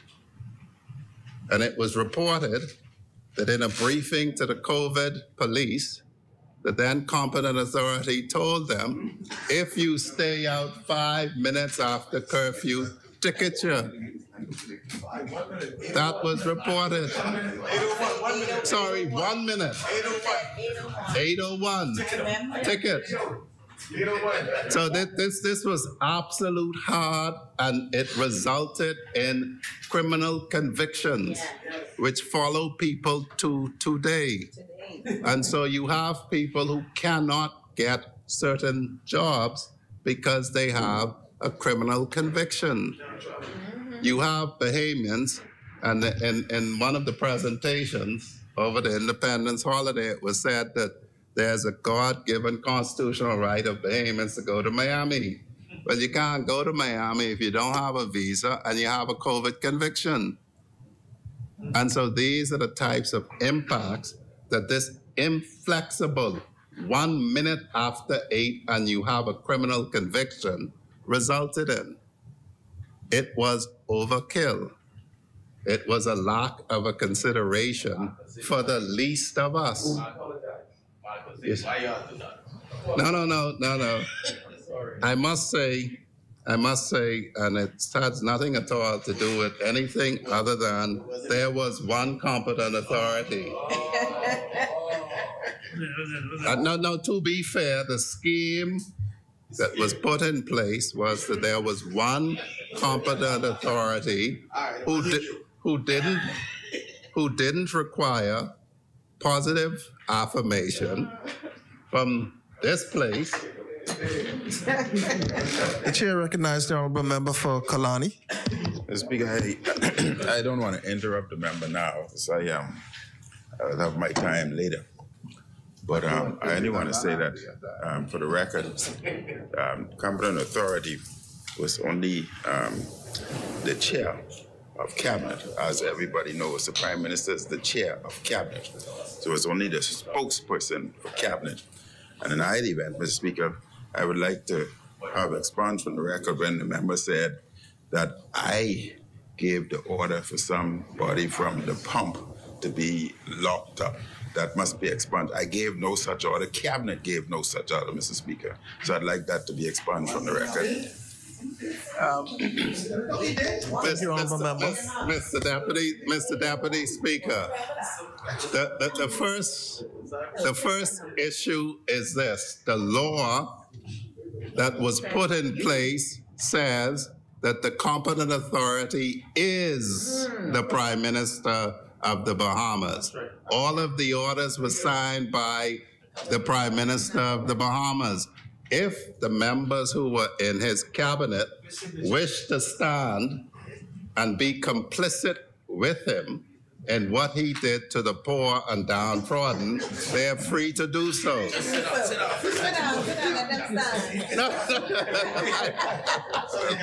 No. But in all. Give it a pause. Give it a pause. Let him together.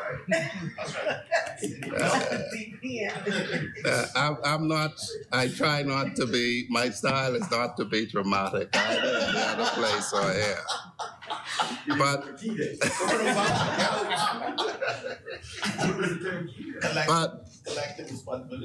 But at the end of the day, the scheme of the state of emergency canceled a lot of the constitutional order in this country, which is why it's meant to be short-lived. The order said that under the act, you could designate a competent authority. In other countries, and there was case law that it oughtn't to be one man, but when our scheme came out, it was one man, not as chairman of cabinet. The competent authority is the Prime Minister of the Bahamas. I invite all Bahamians who would like to see what they suffered under and who exactly they suffered under to look at the law that side put in place, which is that the competent authority is the Prime Minister. As to not giving orders for people to be arrested at the pump, if you make a law that I can't come out of my yard and there is no pump in my yard, when I go to the pump, the police will enforce the law. And so if that is the attitude that I didn't actually tell anyone to lock anyone up for anything, then we're in a very sad place. Because to ask for forgiveness, you have to repent. To repent, you have to recognize what you've done wrong. So if the former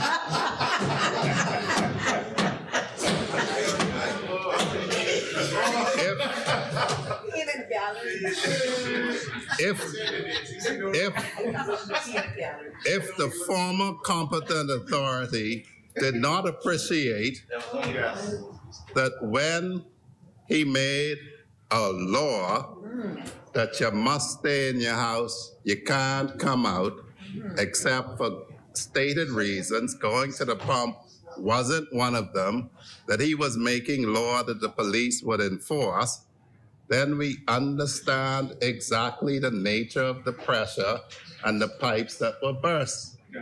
Because in this place, everyone in this place, and certainly as a minister who is given power to make orders, we must all understand that the laws that we make will impact human beings, will impact not only the citizens of this country, but everyone who comes to this country. And so before we make these rules, we must think through what they affect. And so we must think through, before we start subjecting people to house arrest, which is how Dame Joan Sawyer put it, that we must consider what are the resources in persons' homes. Not everyone, and I'm not going to try to say it impacted me to the point that it impacted other people, because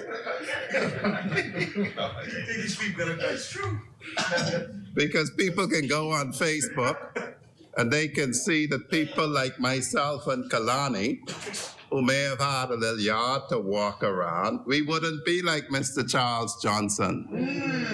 If we wanted to get some fresh air, we would walk out our door and walk around our yards. Not everyone is actually fortunate to have a yard.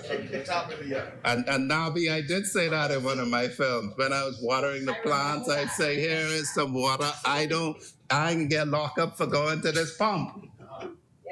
And it was said to highlight the ridiculousness of the laws that were passed, because they were passed without any consideration for the least amongst us. And it criminalized many persons. And what is worse than the urgency of this action is that the Rehabilitation of Offenders Committee is housed at the Ministry of National Security. Since I've taken the chair, there have been rafts of applications with people trying to get these convictions off their records because it's holding them up on getting a decent job. So having one close down the economy completely, now when the economy is reopened, persons are disadvantaged by this scheme. That isn't right. That isn't just. And in this new day, we're fixing that.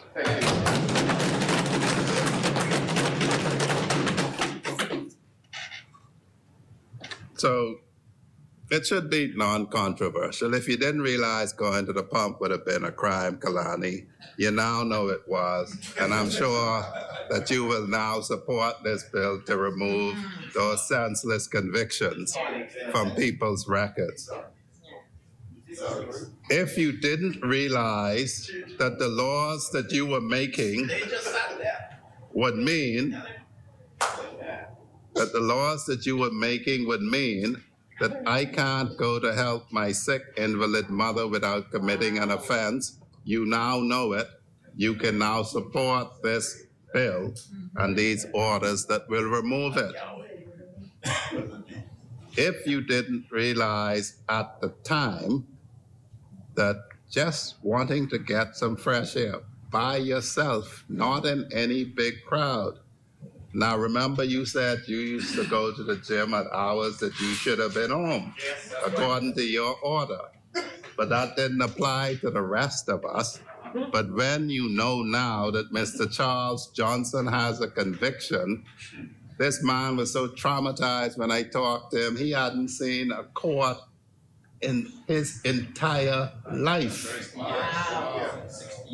In his entire life.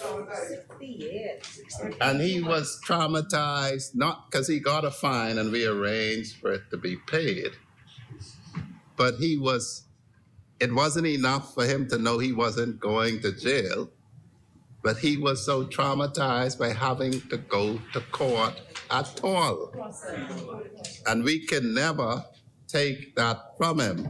And yes, Sinance, he was a client in the constitutional action, which now isn't necessary because political action put an end to that oppressive regime. Yes. So we can remedy that for these people. Sadly, what this cannot remedy is the reported homeless man from Grand Bahama who was sentenced to 12 months in prison for having no home to shelter in and therefore breaking the shelter in place order. Before you make an order, Grand Bahama, before you make an order, Kalani, that people must be at home, you have to recognize that we have some homeless people in this country. And when you recognize that we have some homeless people in this country, when you are making rules, you will then take that into account. If you're making any rule about I have to be home at a certain time, make very sure that I have a home. Because if I'm in a car, if I'm living in a car, I get locked up and convicted as well. In everything we do, we must think about the least of them and act accordingly. And so, I accept, bearing in mind the intervention that we've heard, that it wasn't fully appreciated that when you make a law, the police will do what their job is, which is to enforce the law. We now know that that will happen. We now know that it has happened. We can now correct it. Hindsight is 2020, but it ain't that bad because the 4 people in there was ringing a bell to say you shouldn't be criminalizing people, to say you have to look after people. And so at some point, and this will be a point, and the member for Marco City would be pleased to know that we don't claim to be competent and all-knowing about everything, because we're grateful to Marco City and his side, who pointed out to us that we may wish to do this self-same thing for persons who have convictions for simple possession of marijuana. And we're not too big. We're not too big because that's on page 23 of our blueprint under number 7. Now, the odd thing about it is number 7 deals with youth. So we seem to be saying if you're old, you shouldn't be smoking dope. You should have gotten it out of your system when you were young. But the scheme of it is to address convictions for simple possession of marijuana. In my time of practice, simple possession of marijuana generally got you a conditional discharge and not a conviction or a fine. And so, Marco City, we take on board the need to do this because we promised to do it. But as indicated by the leader of government business in the House, after we finish this process, it will be necessary to take advice. I'm persuaded that in this idea of giving people a second chance, that is something that is worthy of consideration. We now consider the use of marijuana. From the 90s, we direct our efforts to addressing the offender who we recognize as having a problem and in need of treatment. And so that is something that is well done, is well to be considered, and is a part of my instructions, because that is a part of our contract with the Bahamian people. And we do intend, as far as we are physically able to, as far as circumstances permit, to honor our contract with the Bahamian people. That's the type of man Philip Brave Davis is that I have known over the last 32 years. And so Freetown would support this. At the time, I wasn't in this place, and I was carrying on in a different capacity, riling against what I saw to be the injustice, one, of adopting a scheme that amalgamated power in the hands of one man instead of leaving it to the Parliament. And if you had to if you had to take it from the Parliament in a way, you can do just what we're doing. Make orders subject to positive resolution of the House. I hope and I pray that never again will any leader in this country for such a long period reject the constitutional order of things ordinarily.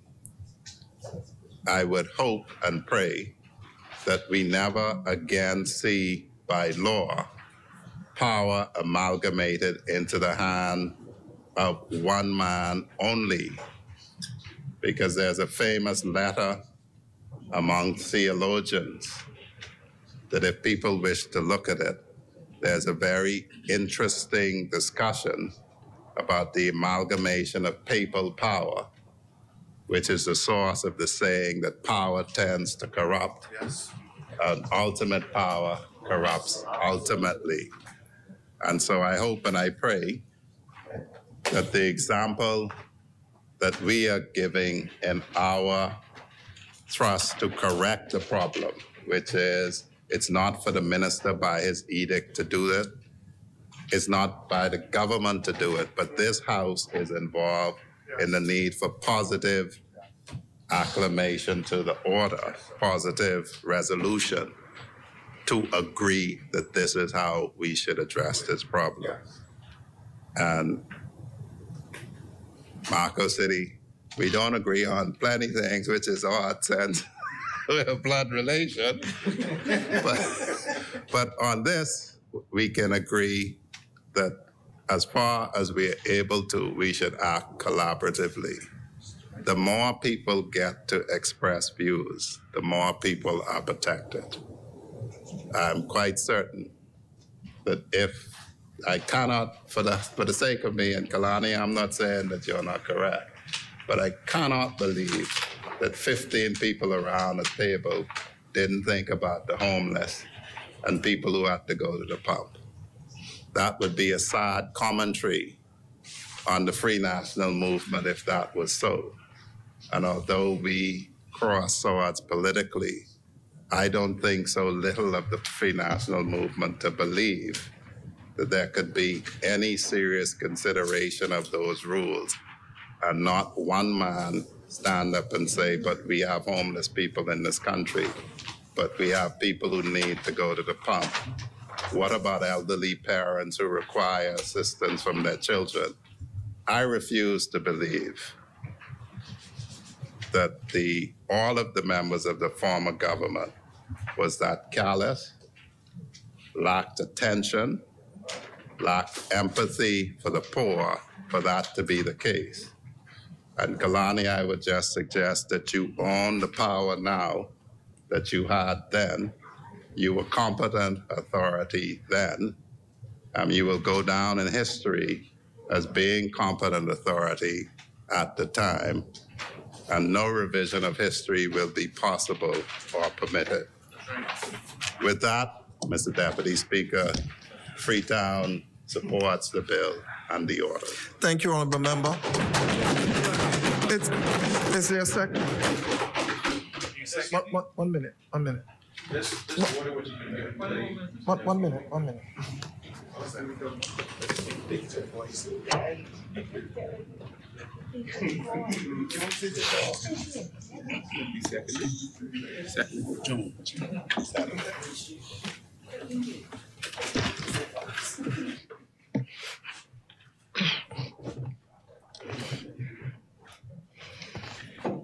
Chair recognizes the honourable member for St. Anne's. Madam Speaker, I understood that we wouldn't be debating this today, but now it's my understanding that we are proceeding with debate. This morning, this order was tabled, and by Section 2 and Section 3, Section 2, it says a person convicted of an offense specified in the schedule may. I don't see where the schedule is. At the bottom of page 2, it says schedule, and in brackets it says orders. It says orders 2 and 3. I flip over, and this is what the opposition has to represent the people of the Commonwealth of the Bahamas in a live debate. All I'm only asking now, before we continue, we can still debate, I'm asking that the opposition be given the documents that they're intended to be debating when the debate is in the House. I've already asked the deputy clerk whether there was schedules that we haven't received or orders that we haven't received, and I was told no. So now I've had to stand up in between the mover and the seconder. Madam Speaker, this bill, as it is, has very wide-reaching jurisdiction over several offenses, not just relating to getting water out of the pump during lockdowns. So unless there are additional documents that we've not been provided with, what the member has represented from Freetown would otherwise be agreeable, but without the documents to show that it's restricted to what he's conveyed today, there is a lot of information that will be debated here, because just about every offense could be deemed spent, whether the sentence has been served or not. And we just want to be fair to the people, and we want the government to be fair to the opposition. Thank you, Honourable Member. The chair recognizes the Honourable Member for Freetown. There are two documents. One is the bill, which two are documents? And the other is the order. So where's the schedule?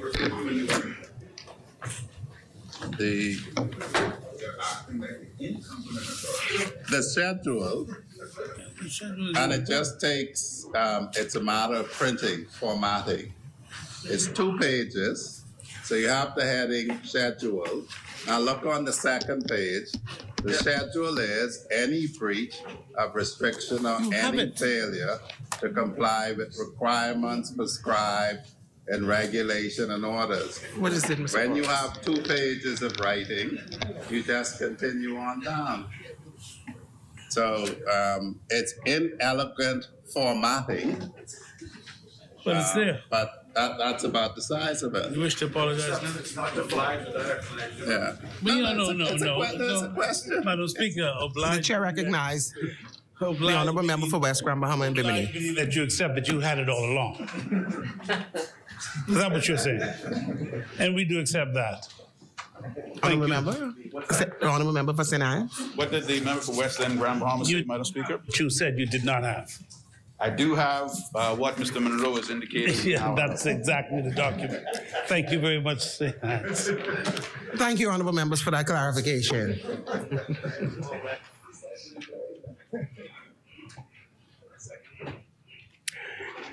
Is there a seconder? The chair. Oh, the chairman recognizes the Honourable Central Fancy Dancer. Yes, you didn't see the fancy dancing on Bay Street? For the Valley Boys. Okay. Honourable Member, the chair recognizes the Honourable Member to present the bill. Thank you, Madam Speaker. Madam Speaker, I rise once again in this honorable place, representing the lovely people of Centerville.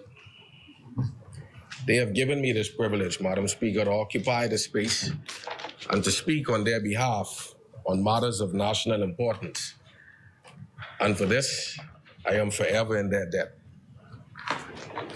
I'm also cognizant that but for the grace of the Almighty God, none of us would be here today. That bed we laid upon last night could have been the last place we laid on this side of heaven. And to God be the glory for the mercy of another day and another chance to serve. Madam Speaker, I take this moment to extend happy belated Independence greetings to every Bahamian, whether they live here or abroad, whether they were born here or brought here. The fantastic celebrations of this past weekend began the final stretch toward the milestone of half a century of self-governance. This country of ours is a unique gem in this world. International current affairs is a clear demonstration that those who fought for our independence, for one man, one vote, for widespread education, etc., were visionaries. Democracy, Madam Speaker, is not a right. It is a privilege. Justice is not afforded to every human being. Some still wrestle with grave injustice every day. Financial stability must be maintained.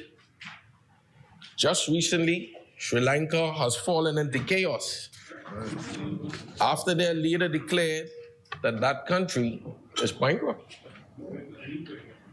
The peaceful transition of power does not just occur.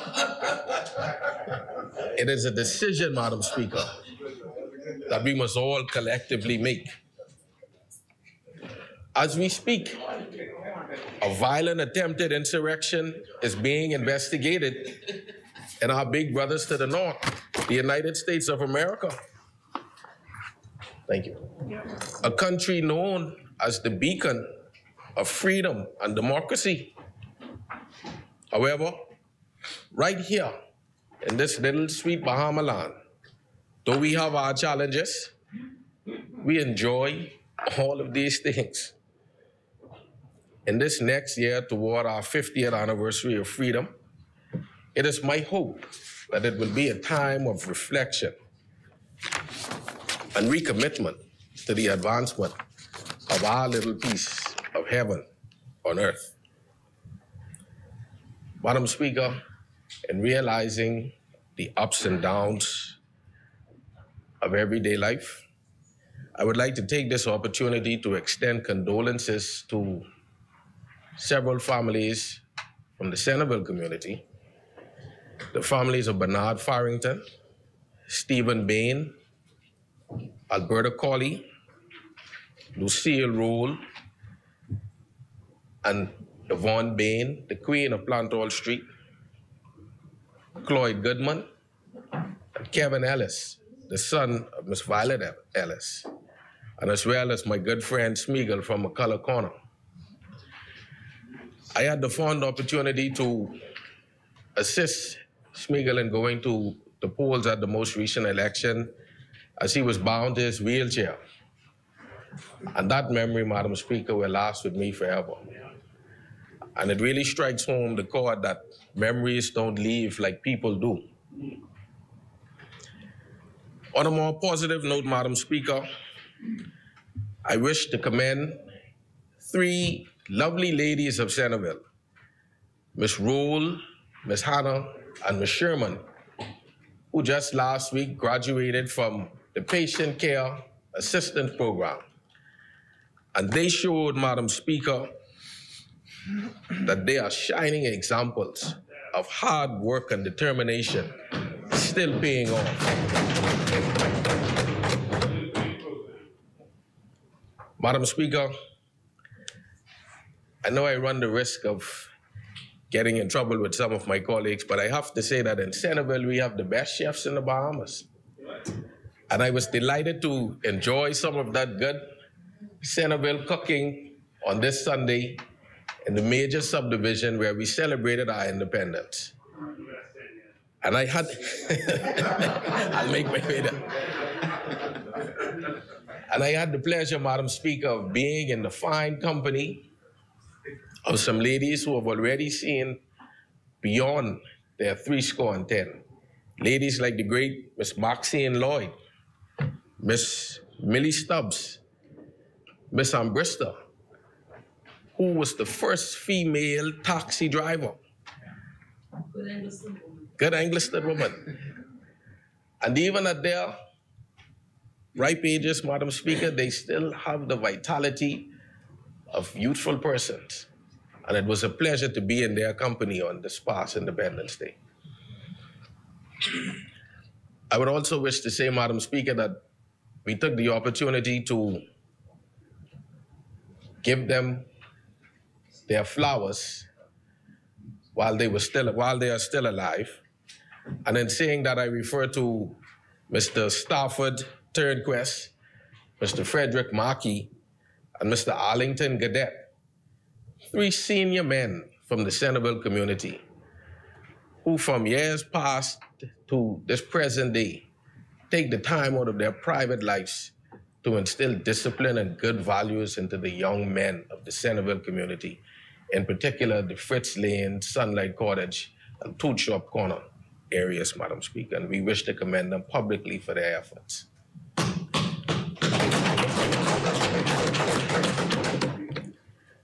Madam Speaker, I also wish to commend Ms. Kiana Cambridge, the daughter of Mr. Keno Cambridge, who will be joining her squad this Friday as they move from cadets to full-fledged immigration officers. Hats off to her and to all of the upcoming graduates this Friday. Madam Speaker, the proposed legislation before us today is of great interest to me as the Member of Parliament for Centerville. This is the case not only because this bill is about affording a second chance to Bahamian men, but because many of those young men are a part of the constituency I represent and the surrounding constituencies, Bain Town, Freetown, Angliston, and Bamboo Town.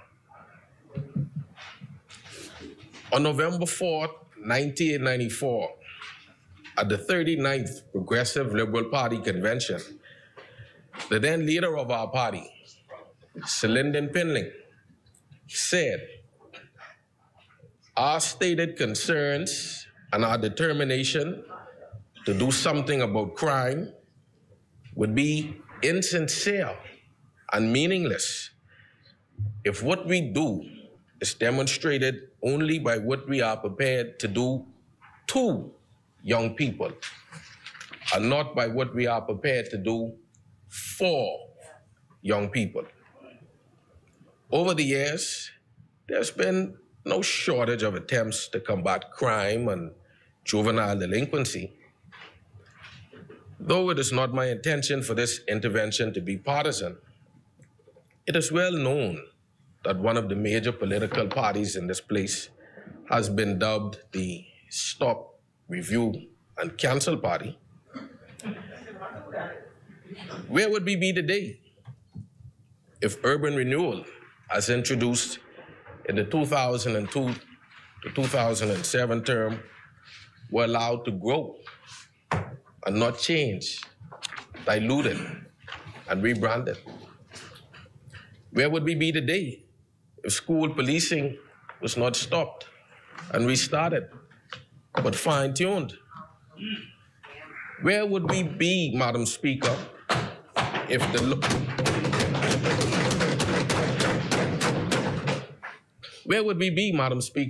low national testing scores and graduation rate in public schools were an indication of a national crisis instead of fodder for political attacks? Where would we be today if national service did not become an expletive because of partisan politics? We stand in the future, which concerned the father of the nation so much that he proposed national service in his day. And while I am not here to propose the same, it is my intention to draw attention to the fact that our country has issues that must take precedence over politics.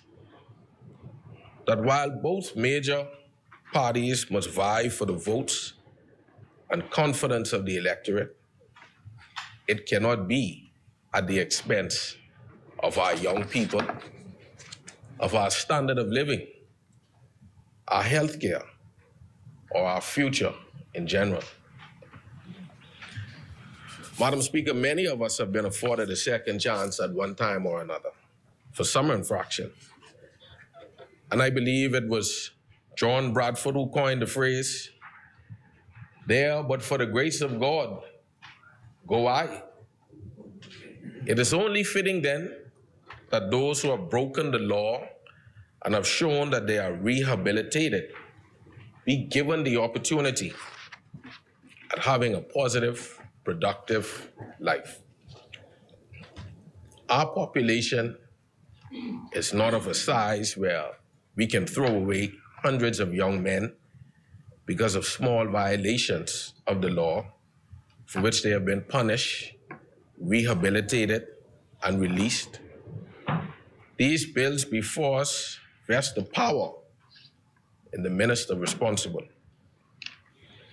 It was reported by the local press in September 2020 that the Bahamas has the highest incarceration rate per capita in the Caribbean. This places us among the countries with the highest per capita incarceration rate in the world. This is not a number we should be proud of. It is yet another indication of the immense work that has to be done to support the young people of our country. The rehabilitation of offenders and expungement of criminal records is only a part of the needed holistic approach. Along with the police force and judiciary bolstering, we must also ensure that preventative and restorative justice measures are instituted and effective in order for our young people to avoid incarceration, if possible, and contribute to our country in a constructive way. Our prisoners report is another report which was released as a collaborative effort of the Inter-American Development Bank and the University of the Bahamas. This is a comprehensive report that covers topics from who Bahamian prisoners are to their socio-demographics. And I do recommend that members and Bahamians at large seek out this document and read it. In the portion entitled Educational Attainment and Crime by Pandora Johnson, it is said, the data provided by prison inmates confirms the important relationship between educational attainment and crime. In general, not only do criminals have lower educational attainment levels than the general population, many inmates who committed violent crimes had not even completed junior high school. The finding that 25% of inmates had left high school before their 16th birthday demonstrates the importance of programs to assist at-risk young persons who may drop out of school. Madam Speaker, in another section of the same IDB-UB report on inmates and their family lives by Quincy Parker and Yvette Newry-Pintard, a popular narrative about the family life of those who commit crime is debunked. It states, inmates reported having lived with family members other than their parents include 20.4% living with their grandmothers, 31.6% with their sisters, 32.7% with their brothers, and 10.6% with their stepfathers. Some 14% of inmates reported having lived in a home with no adult male versus 4.1% having lived in a home with no adult female during their childhood. Only 46% of the inmates surveyed reported that their parents lived together. Just prior to incarceration, some 31% lived with one or both parents or guardians. 18% lived with siblings, whilst 23% lived with a partner and or child. The statistics indicate that there is a negligible difference between inmates who had both parents in the home growing up versus being raised by a single parent. This runs counter to popular narratives. A person who was raised by one parent is not an orderly more likely to be incarcerated than a person raised by two parents. I quote from this report for several reasons. Firstly, it demonstrates that there's no shortage of empirical data on which any governing administration can base sound decisions to bring about positive change in our country. Secondly, I think that new members here and the general public need to understand that our popular beliefs on the scenarios that contribute to criminal activity may not be accurate in all cases.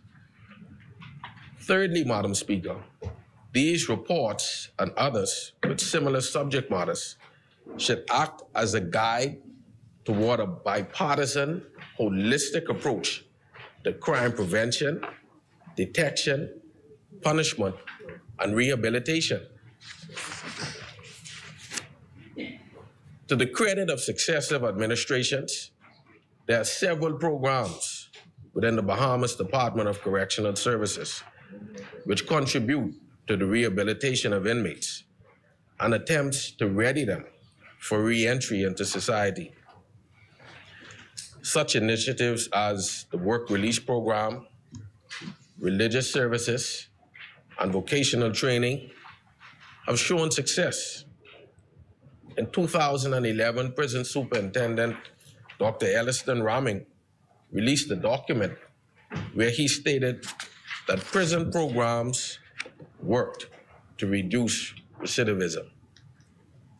He said, these programs, combined with a slightly more tolerant public that's willing to give ex-offenders a second chance, have contributed to a marked decrease in the rate of recidivism from 42% 6 years ago to just under 20% today. While recidivism still stands at 1 in 5 or 20% today, the Minister of National Security and member for Freetown has stated the aggressive goal of reducing that number. But Madam Speaker, let us be honest with ourselves. All the programs in the world cannot help prisoners if society continues to reject them upon re-entry. We must acknowledge that these are our fellow citizens. And whether we like it or not, they are entitled to live here. And by that fact, we should do everything in our power to ensure that they can be productive citizens. An inmate was once quoted as having said, once you have a record, you're doomed. People don't care about you, and they sentence you again and again on the outside, even though you've served your time. What we're attempting here today is to have the minister with responsibility be able to afford those who have been convicted of crimes as prescribed by the Act, have their records expunged so that they can avail themselves of activities that many of us daily take for granted, such as travel and obtaining gainful employment. We have lived with the current circumstances of crime and punishment for decades, and we can set all the goals in the world. But if we do not commit to the effort to achieve said goals, we are only paying lip service to our issues and offering citizens nothing more but speeches and platitudes. Madam Speaker, Senate supports these bills and any effort made to make life better for Bahamians. In 1994, when Sir Lyndon made the statement that I quoted earlier in this intervention, I was a youngster. I now stand here in this place where he stood as a member. This fact should serve as a lesson to us all that one day the future which we speak of today will be the daily life of those young people currently in need of our assistance. They are counting on us, Madam Speaker. Yes, sir. They are counting on us to prioritize their needs, to put aside partisanship where necessary, to heed sound data and research, to take the fractured policies and initiatives created over the years and build a cohesive and holistic approach to solving the issues of today. so they are not faced with the same issues tomorrow. I believe, Madam Speaker, that this administration, under the leadership of the member for Cat Island, Rumkey, and San Salvador, the Honorable Prime Minister Philip Brave Davis, is apt and ready to meet our national challenges head on and to address them in a way that will ease the burden of Bahamians of today and tomorrow. Madam Speaker, before I take my seat, I would wish to draw your attention to Dr. Carlos Reed, who is in the gallery.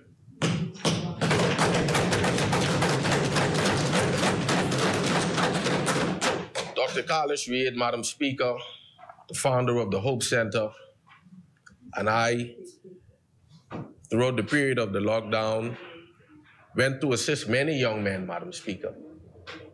Many young men who were hauled before the courts. In particular, one young man comes to mind, one Marvin Joseph, who was arrested 3 times, Madam Speaker, in 7 days. 3 times.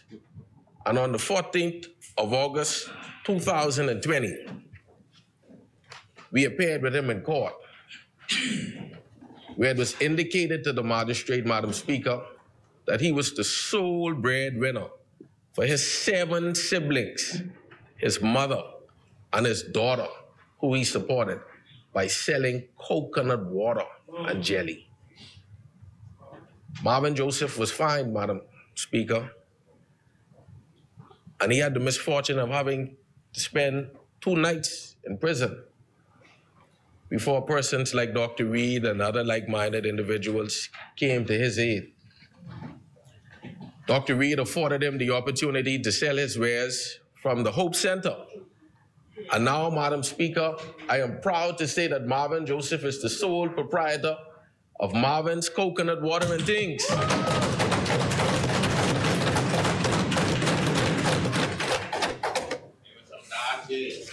Dark days. And Madam Speaker, I reminded Marvin Joseph that his title, his surname, Joseph, reminded me of the biblical Joseph, who too was once a prisoner, thrown into the pit by his brothers. But that journey into prison, Madam Speaker, took him to become the number one advisor to Pharaoh. So on behalf of Dr. Carlos Reed and all the other Marvin Josephs out there, Madam Speaker, I say Centerville supports these bills before you today. I thank you, Madam Speaker. Thank you, Honourable Member.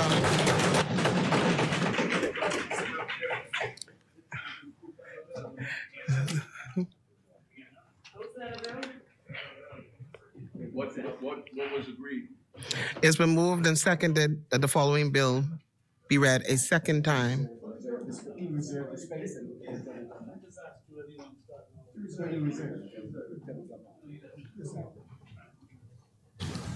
Sorry, Madam Speaker. The chair recognizes the honourable member for West Grand Bahama and Bimini. Madam Speaker, I was just communicating with the side opposite, just to reserve his position. He will speak. I'll go now. You go now? You go now?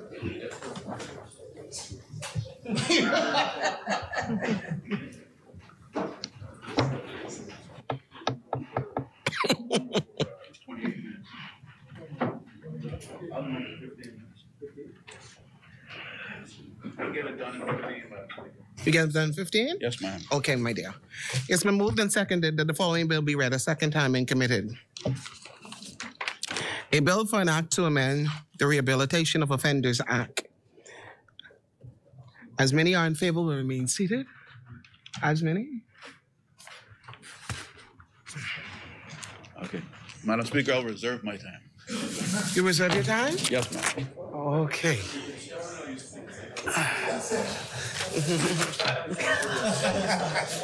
Thank you. Thank you, Madam Speaker. It is. The chair recognizes the honourable member for West Grand Bahama and Madam Speaker, I join with the member for Centerville in recognizing Dr. Reed, who's here today, and his guardian efforts he makes in the country. And I remind him and other members of the court that you engage with the parliamentarians next month in the game of basketball.